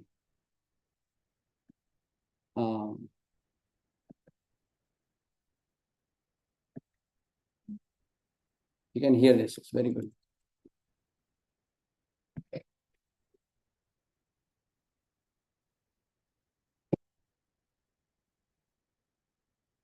Oh, when Arjuna asked hesitating to fight, Arjuna at last informed that why you are hesitating. It is all my plan. You fight or don't fight, doesn't matter. These people are not going back. They die. Nimitta matra bhavata. You just become only nimitta, an immediate form. Everything is there. But if you fight, you get the credit. I want to see my devotee gets the credit. Everything I am doing. Everything actually. Just like this is the consciousness mode. It quickly spreading all over the world within 4-5 years. Is it mind credit? No. It is credit of Krishna. But because I try to do this business, people automatically give me the credit.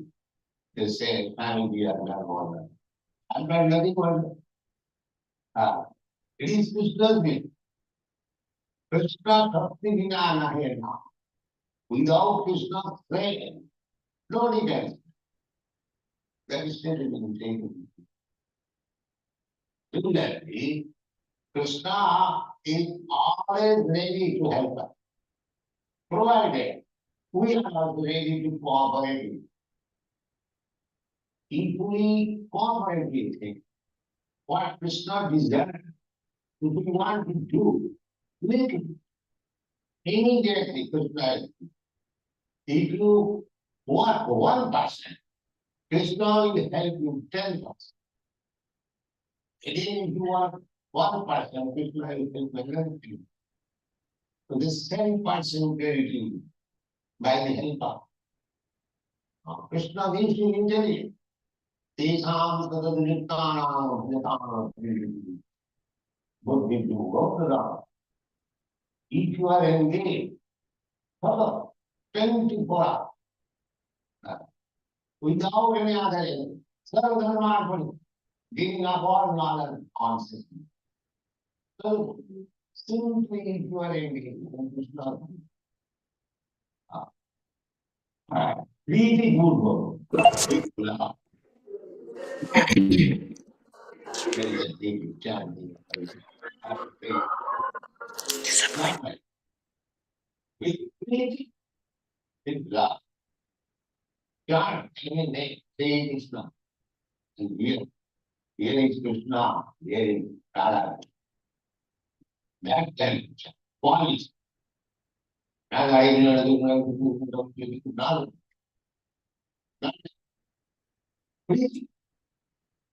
Tesam Sadhanam Bhagavan Preeti, that Preeti is required. That is the essential quality. Patram Puspam Palam Poyam Shumi Bhaktya Prajachati. Real thing is Bhakti. Krishna is not hungry that he is giving some good hope and he is eating. Man in which way he can give. Here is Puri, Raghava. Because that hungry for your Puri. But if there is Bhakti, if there is love, then he. Tadahama snap. Then I eat. If there is Bhakti, love, that Krishna, what can I do for you? I am so clean, you are so great. Still, I am trying to do something. Eat time. This is mantra. Real mantra. Not so many formalities. Krishna does not say, one who offers me with the baby moon. Never say. Krishna said, Bhaktya will be bold. So others may criticize you that the American Vaishnava, they do not know how to do this, how to do that. Let them criticize. But Krishna says, Bhaktya, you remain perfect devoted. Can you like it?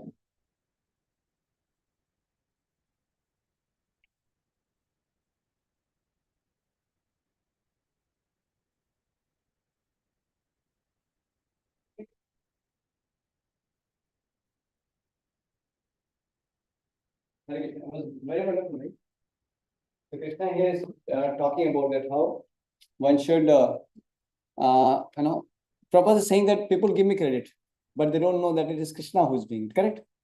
You know, Prabhupada says that. And he says that the bhakti is the most important element he was talking about.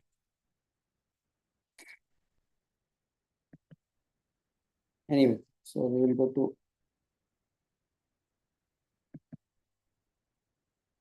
So he's saying, perform your duty, equip poised, abandoning all attachment to success or failure. Such equanimity is called yoga, because the result is already fixed. What is the result? To become Krishna conscious. That's why he's saying that is the right way to discharge duty in Krishna consciousness. So no one should satisfy himself as the rule in the material world, but one should satisfy Krishna. See, one should satisfy Krishna. No one should satisfy himself. And then he says, "O Dhananjaya, keep all abominable activities." He says, keep all abominable activities far distant by devotional service. When you do devotional service, then you can keep all the sinful activities far away. Why? Because the nature of devotional activity is what? You are thinking of pleasure of Krishna. And what is sin? Sin means deliberate disobedience of the will of the Lord. So when you act in a way that it is disobeying the will of the Lord, it is called sin. And when you act for the pleasure of the Lord, that is devotional service. So if you are doing devotional service, so you are automatically keeping all abominable activities far. Getting this point? That's why it's not that you have to give up your bad habits per se. You just take the devotional service. You will automatically lose interest in all bad habits. Automatically. You know, there's a formula. You engage in positive devotional service, you will lose taste in all the bad habits. You got this point? Yes? Yeah. So that's why he's saying those who want to enjoy the fruits of their works are miser. Yes, Gopal Prabhu, what are you saying? Yeah. What? So basically, if we keep all of the abominable activities, we can keep all of the like bad activities. We can keep them far away from us, and when we do this for a lot, that is devotional service. And also, when we disobey the will of the Lord, it's basically like sin, right? That's what you said. Yeah. But did you hear when I talked about Karmanya Vagadhikaraste, that verse? I explained it elaborately. Were you there? Yes, Prabhu. So what is the meaning of that verse? Wait, let me check my notebook. How long ago did you speak about that? Just before this, I was having that discussion. Just before this, because I'm looking in my notebook right now.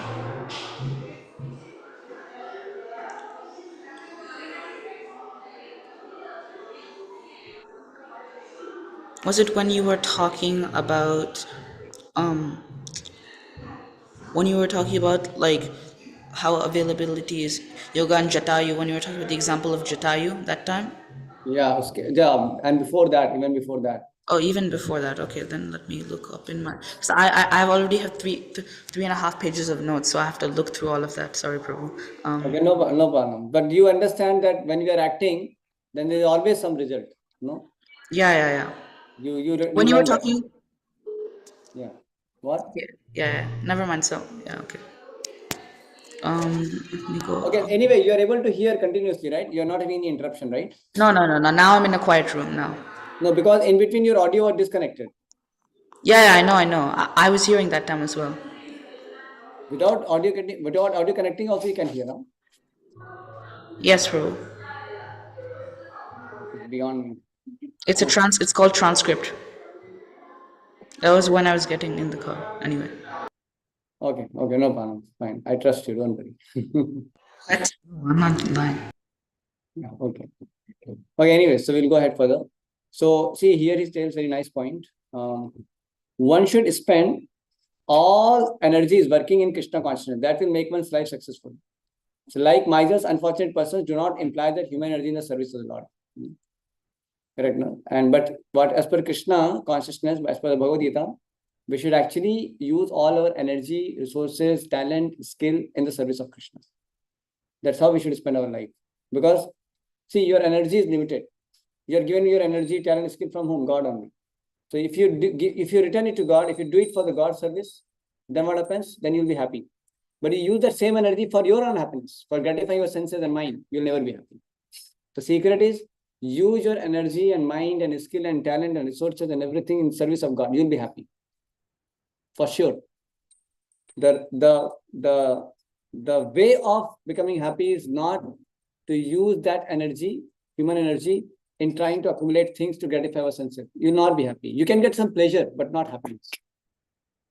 You may get some excitement, some pleasure, some kind of so-called pleasure, but you'll never get happiness. Happiness comes when you employ human energy in the service of God. There you'll find happiness. Okay, then in next verse, a man engaged in devotional service rates himself for both good and bad reactions, even in this life. Therefore, strive for yoga. This is the art of work, all work. So, good reaction and bad reaction, both are binding. Imagine you are a social welfare actor, and then you are distributing a lot of clothes, free clothes to all the poor people. It's a pious activity, but that will not liberate you if you're not doing it in devotional mood. If you're just doing it for the service of humanity, and maybe I am distributing, there's an ego also there. So what happens is you get pious reaction, and because of that reaction, you have to again take birth next life to bear the pious results of you be born as a son of industrialist, cloth industry, and you have unlimited clothes as a result of that pious activity which you did previous life. But it's not very good because you are again taking birth in this material world. You understand? But when you actually perform devotional service, it doesn't give you any pious result, it doesn't give you any sinful result. It actually frees you from all bondage of karma. That's called akarma. And that's how you go back to God. You get liberated. So for getting liberation, you don't have to do sinful activity and you should not do even pious activity. You should only do devotional activity. Which means all activity should be done with the mood of devotion to the Lord. Then you are free from reaction. Is this point clear? That's what he's saying. See, since time immemorial, each divinity has accumulated the various reactions of his good and bad work. He is continuously ignorant of his real constitutional position. One's ignorance can be removed by instruction of Bhagavad Gita, which teaches one to surrender to the Lord Krishna in all respects and become liberated from the chained victimization of action and reaction, birth after birth. Arjuna is therefore advised to act in Krishna consciousness, the purifying process of resultant action. Like that. Then he says, by thus engaging in devotions which is the Lord, great sages or devotees free themselves from the result of work in the material world. See, he's telling that one has gone back to Godhead by doing this devotional service. And in this way, they become free from the cycle of birth and death and attain the state beyond all miseries by going back to Godhead. See. He says, for one who has accepted the boat of lotus feet of the Lord, who is shelter of everyone, he is the giver of mukti. An ocean of material world is like the water containing the cups of flint. Place where there is no material miseries, that's called Vaikuntha, is goal. Not place where there is danger in every step. The danger in every step of life is material world, right? So, owing to ignorance, one does not know that this material world is a miserable place. How many feel this material world is a miserable place? Only one person is feeling. Anybody feels material world is a miserable place? This world is a miserable place. How many feel? No. This is the worst place. This is so miserable, Prabhu. Yeah. What is miserable, Gopal Prabhu? We're in a jail cell, Prabhu. We're just trapped in jail. How are you calling jail? What do you mean what? We're sitting in a jail cell. What here doesn't look miserable, Prabhu? Okay, good. So, yes. How many feel that this world is a miserable place? How many feel? Some are still doubtful, I think. They're thinking miserable or not. No? Depends how miserable. But you're miserable always. I feel that it doesn't have to be. You can use this. I don't think this is miserable because we have the consciousness to devote ourselves to the God. We can pray. We can utilize this materialistic world for the devotional service too. So I don't think if you think it's miserable, it's miserable. If you don't think it's miserable, you want to do it positively, productively, then the point is that when we are engaging in devotional service, then you are not in material world because your consciousness is spiritual then. Yes. So, but the material world is for those who are not devoted to Lord. That's why Prabhupada Saraswati says, Vishwam Purna Sukha, this world has become a place of happiness for me. That is only possible because when you are engaging in devotional service. So only happiness you can find in this world is when you engage in the service of the Lord. Otherwise, this material world is a miserable place. Correct, no? Like a prime minister, Muktavedanta Prabhu. If the prime minister enters in the jail, is that jail miserable for him? No. He will have nice tour and he will come back. For him, it is not a misery. Nobody is going to punish him there. Correct? So, if you become a person who is in transcendental consciousness, you're serving the Lord, even though you might be in the jail, but you're serving the Lord, then you're not subjected to that kind of miserable experience. Like the way people who are devoid of devotion. Okay, anyway. So, but this world is a miserable place. At every step, there is danger for sure. So he says, they do not know that no kind of material body anywhere within this universe can give life without miseries. The miseries of life, birth, death, old age, disease are present everywhere within the material world. So one who understands his real conscious position of the eternal spirit of the Lord and knows the position of the Supreme Personality of Godhead, engages himself in the transcendental loving service of the Lord. See? And then he becomes qualified to go back to Godhead, to Vaikuntha. You understand this point? So one who understanding that his position is to serve, transfers himself to the service of the Lord. See here. Service for the cause of the Lord is called Karma Yoga or Buddhi Yoga or Bhakti Yoga. See Prabhupada how he's saying, Sumitro. He's taking the all three same, right? Karma Yoga or Buddhi Yoga or Bhakti Yoga. Because when it is service for the cause of the Supreme Lord directly, that understanding is clear, then Karma Yoga becomes part of Bhakti Yoga. I told also, no? Like when you are discussing soul, body, for the sake of, with clarity that Krishna is Bhakti Yoga, part of it. Same when you do activity, when you have clear consciousness that you are doing it for the service of the Lord, it's Bhakti Yoga. Right? Then it says, when your intelligence has passed out of the dense forest of delusion, you shall become indifferent to all that has been heard and all that is to be heard. Meaning, there are so many Vedic injunctions and scriptures and all that, but you become above that once you have come to path of devotional service. So you don't have to pay attention to Karma Kanda, Jnana Kanda, Upasana Kanda section of the Vedas. You're beyond that. And that may be deluding sometimes. The different Vedic injunctions which are directed towards Karma Kanda and Jnana Kanda and all that. You getting this point? That's why he's saying that. If one has not understood that the purpose of the Vedas is to reach Krishna, see this one. If one has not understood the purpose of the Vedas to reach Krishna and engage in the rituals, then he's uselessly wasting time in such engagements. Person Krishna consciousness transcends the limit of Shabda Brahma, range of the study of the Vedas. They've gone beyond that actually. So they are not obliged to follow this puja, that part of this devta, this karma kanda, that karma kanda. They're beyond it because they're already on the path of going back to Godhead because of their engagement in devotional service. When your mind is no longer disturbed with the flowery language of the Vedas and when it remains fixed in the trance of self-realization, then you will have attained the divine consciousness. Correct? So, one is sure to achieve results by such activities, attain conclusive knowledge. One has to carry out the orders of Krishna or the representatives of the Lord. It says, a Krishna conscious person or unflinching devotee of the Lord should not be disturbed by the flowery language of the Vedas, nor be engaged in fruitive activities for promotion to the heavenly kingdom. In Krishna consciousness, one becomes directly into communion with the Krishna. And thus all directions from Krishna will be understood in that transcendental state. One is sure to achieve results by such activities and attain conclusive knowledge. One has to carry out the orders of Krishna or his representative as spiritual master. Okay. Now the interesting section is coming up. No? So I'm going to finish with this section and then we will finish the chapter. So it says, Istada pragya ka bhasha samadhista keshava, Istadi kim prabhasheta, kimasita pradita kim. He's asking, how a self-realized person, you're talking about liberation, those are probably Bhakti Yoga and all that. Okay, Arjuna, okay, Krishna. If somebody has attained that path of liberation, he has become self-realized, become God-realized, how does he sit? How does he walk? Will he ever fight? Because Arjuna's main concern was he doesn't want to fight. And you're talking about he become liberated and all that. So is it like, if suppose somebody was liberated, he's still going to fight? Does he have to fight? So this is kind of question he has. So he's asking, how does he sit? How does he walk? What is the symptom of a Istata Pragya? Then Prabhupada says that one can understand who is the person by his symptoms. Like a rich man, you can understand by his symptoms. Like I could understand he's very happy. That means he is having job. He's having good food. He did not have job, still is happy.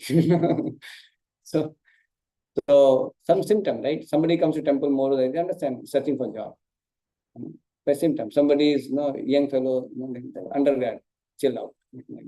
Somebody is wealthy, you can find with his flashy car and things like that. You can wealthy. Poor man, his clothes are very torn, like my clothes are some poor man. Poor man. So you can see that you can understand the person by his symptom. So same way, a person, what is his consciousness? You can understand the way he talks, the way he walks, what he does, how he engages his time. You can understand his consciousness, correct? Yes. So if suppose somebody is very Krishna conscious, what kind of activities will do? Chanting, what else? Come to temple, reading, hearing, preaching, correct? These are all activities will do. And he'll speak about Krishna. So it's a symptom. So Prabhupada is saying, so there are symptoms for each and every man in terms of his particular situation. Only one is Krishna conscious, particular nature of talking, walking, thinking, feeling, etc. All these things will be there. The rich man is symptoms. He's known as a rich man. Disease man is symptoms. Disease man. So They said a fool is undiscovered till he speaks. See, it is said that a fool is undiscovered as long as he does not speak. If you don't speak, nobody will know that you're a fool. Once you speak, everybody will know that you are not a fool because you're speaking such a wonderful words. Understand? And that's why, Prabhu, in one lecture, I'm pretty sure I heard, they made this point, don't speak unnecessarily. We are humans, we love to speak a lot, we just love to talk. We should only speak when it's necessary and for spiritual matters. Then when we're engaged in spiritual matters, so that, for example, like in an argument, like we don't have to talk, we can just leave it unless it's like absolutely necessary to argue or whatever. Yeah, good. So that's a point. So when we are engaging our self only in Krishna consciousness, that shows that we are Krishna conscious, like that. So the immediate symptom of a Krishna conscious man is he speaks only of Krishna and of matters relating to him. Other symptoms then automatically follow as stated below. Clear?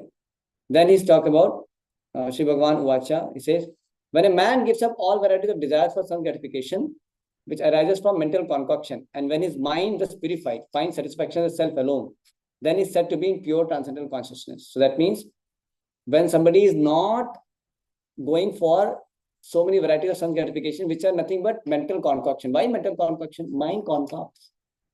People have so many concocted desires. If I eat pizza of Rome, then I'll be happy. From where this idea is coming? Mind only. You understand? No? If only I go to Disneyland and spend thousands of dollars to enjoy, then only I'll be happy. From where the desire has come? Mind's concoction. Do you think somebody who has not gone to Disneyland is the most miserable person? No. So mind concocts different ways that how I'll be happy. But it has no value to it. And mind can conquer in any way. Someone's mind conquers only if I eat beef, I eat cockroaches and all that. Then only I'll be happy and satisfied. Then we'll do that. It's not like that. So mind concocts different kinds of desires. And then we attach ourselves to those desires. So all the material desires are nothing but concoctions. It's all born of the concoctions of the mind only. And mind, why it concocts differently? Different modes. You associate with ignorance, passion, goodness. Accordingly, you get different kinds of desires. And then you try to satisfy those desires. And you think by that you become happy, but you'll never become happy. Because this material desire doesn't lead to happiness. You understand? The happiness comes when you desire to serve the Lord. That becomes the cause of your happiness. That's why I say we should dovetail our desires towards Krishna. Instead of desiring to gratify your senses, desire to gratify senses of Krishna. Instead of trying to serve your own senses and mind, try to serve the instructions of Krishna. That's how you are doubting your desires towards Krishna, and then you can become happy. You understand? No? All the desires are mental concoction. Correct? It's all mind concocts. Like boy concocts, his mind imagines, concocts. That this girl, if he proposes to or date with or have girlfriend with, so then he'll be very happy. This is mind concoction. What is the proof? He gets into dating, he gets into affair, gets into the relationship, and then he's frustrated. You see? But mind was concocting like anything. How many feel that mind imagines and concocts more than what is the reality? How many of you think? So much it will concoct. It will go beyond so many things. No? You're getting this point? Yeah. So if you see the body of a man and woman is same only. It's blood and mucus, stool and pile, and all these things are there. But it makes a very rosy idea about the opposite sex, you see. The boy thinks there's something special, the girl thinks something special about that boy, you see. But the point is that boy itself is frustrated with his body. He knows, every day morning he has to pass stool only. All the dirty substances are coming from all the 9. There's no good body, actually. It's very all dirty substance. If you don't take bath one day, it's stinking so bad. So body is not so good. But you see how the this mental concoction works. It concocts certain ways because we are influenced by the illusory energy of the Lord, and the person concocts. This is going to give me pleasure. That is going to give me pleasure. This will give me. See, and this is how we are fooled. We are fooled. Correct? Like when you feel thirsty, they show advertisement. Pepsi, Pepsi, Pepsi, Pepsi, Pepsi, Pepsi, Pepsi, Pepsi, Pepsi, Pepsi, and you are driving. And after some time you say, I'm very thirsty, I want Pepsi. You're thirsty, you need water. Why Pepsi? No, because I saw my mind concocted. If I only get Pepsi, then only I'll be happy. If I don't get Pepsi, I cannot quench my thirst. You're getting? This is how mind works, you see. So mind can be manipulated by this kind of advertisements and all. And then you think this is what I need. And that's how you develop desires. And that's how you become attached to those desires. And that's how you think without this, I cannot be happy. You getting this point? This is how the mind tricks. This is how the mind works. So he's saying, when man gives up all varieties of desire for sense gratification, which arises from mental concoction, and when his mind is purified, finds satisfaction in the self alone, then he's said to be in pure transcendental consciousness. So when his mind is purified, he's not trying to find happiness in something outside because of his concoction. This will give me happiness. No, nothing is going to give me happiness. If I understand myself, I am the servant of Krishna and the soul, and he finds satisfaction in self alone. Self means soul. When my soul, when me as a self, as soul, I'm engaged in the service of the Lord, that is called transcendental consciousness. Then I'll be happy. And then it's called that he's in transcendental consciousness. Getting now? So is there that any person who is fully in Krishna consciousness or devotion to the Lord has all good qualities of the great sages? Like some people said to me, I only thought that if I get into IIT, I'll be the most happy person. And they got into IIT and they were miserable. Because there also they had to go to washroom, they had to, had constipations, and there also they have competition with other guys. There also professor is troubling. There also he has anxieties. Everywhere. So you don't find anywhere happiness. Even if you become Brahma in this world, also you will not become happy. Because happiness does not lie in anything external. That you have to understand. Happiness doesn't lie in anything external. Your concoction, mind concocts. Why somebody runs into for fame? He thinks this is going to be happy. His mind is concocting like this. Somebody is thinking if I get a lot of wealth, then I'll be happy. Somebody is saying no. If I get very nice looks. You see, some people are not too much after looks, only for wealth. Because that is how their mind is concocting. Some people are not very about looks should be the top thing, correct? The mind is concocting like that. So different people minds are concocting differently. And that's how they are developing different kinds of lifestyle, different kind of goals. That's what their desires. It's called material desires. Variety of material desires. No end to it. Unending. So Bhagavatam affirms that any person who is fully in Krishna consciousness or devotion to the Lord has all good qualities of the great sages, because a person who is not so transcendental has no good qualification.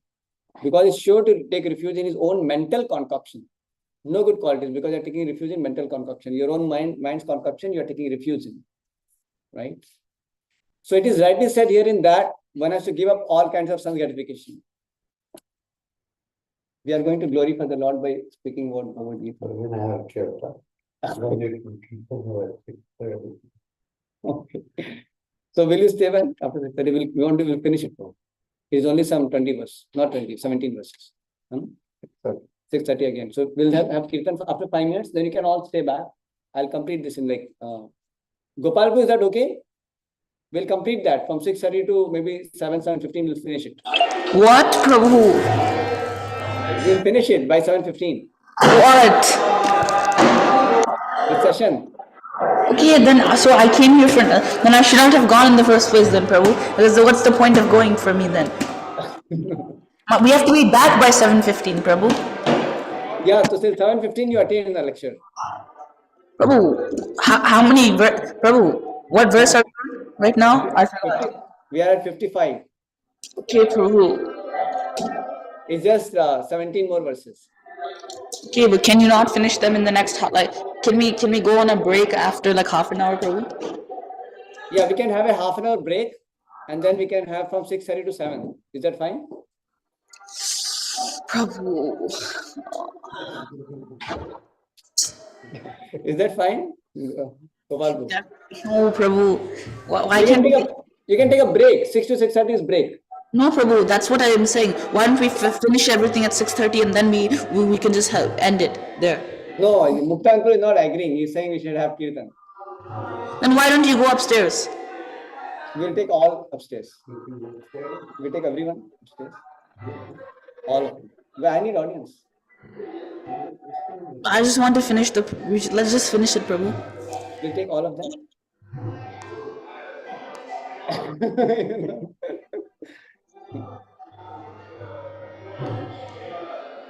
What to do? What to do, bro?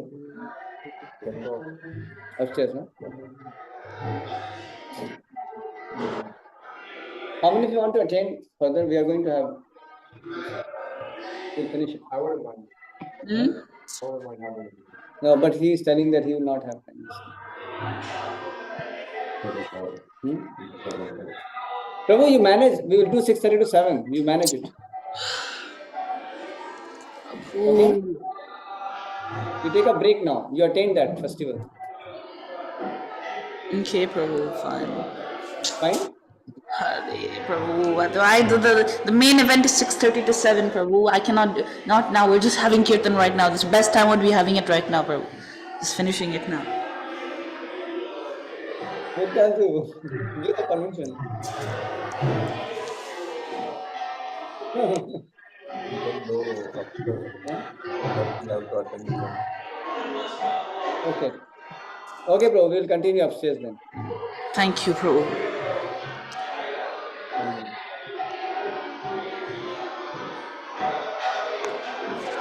Go upstairs. But you all want to attend the class. Prabhu, we will do 6:30. Gopal Prabhu. You know what? Fine, Prabhu. Okay, fine. Fine. Okay.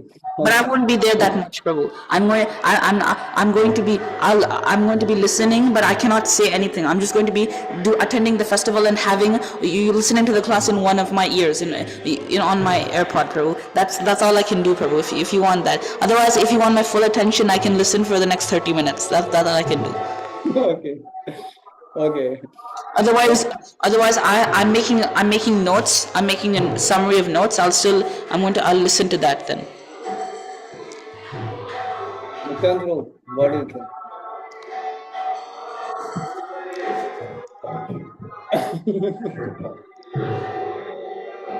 You accept this discussion as kirtan for the praise of the Lord.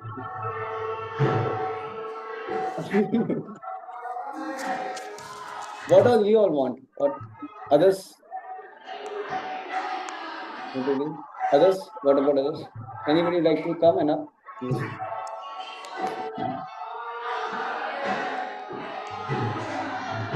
We'll go up then. So you come up.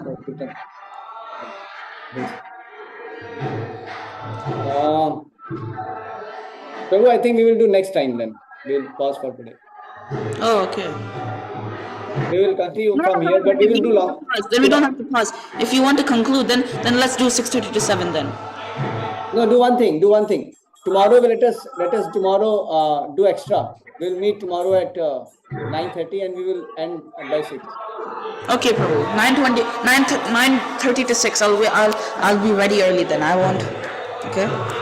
Fine, no? Fine. I said 9:30 to 6 o'clock. If everyone's available, let's do 9:30 to 6. Okay. Alright, okay, Prabhu. Does that work? What do we have? 9:30 to 6? Yes. Okay. Then update the schedule then. We can do 9:30 to 6. Yes. We'll make 10:30 only, bro. 10:30 to 6. Okay, tomorrow. Okay, Prabhu.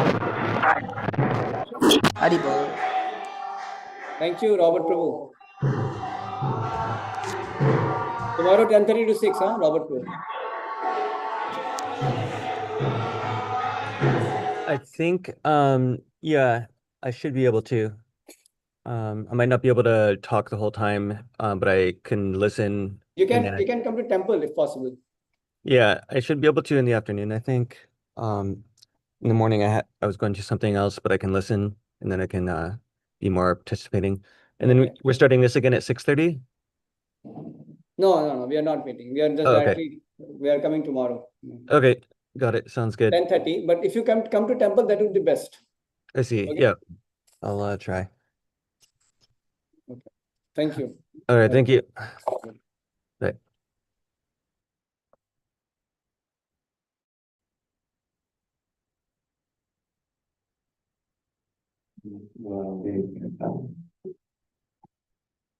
Okay. I was leading to I was reading Kirtan anyway.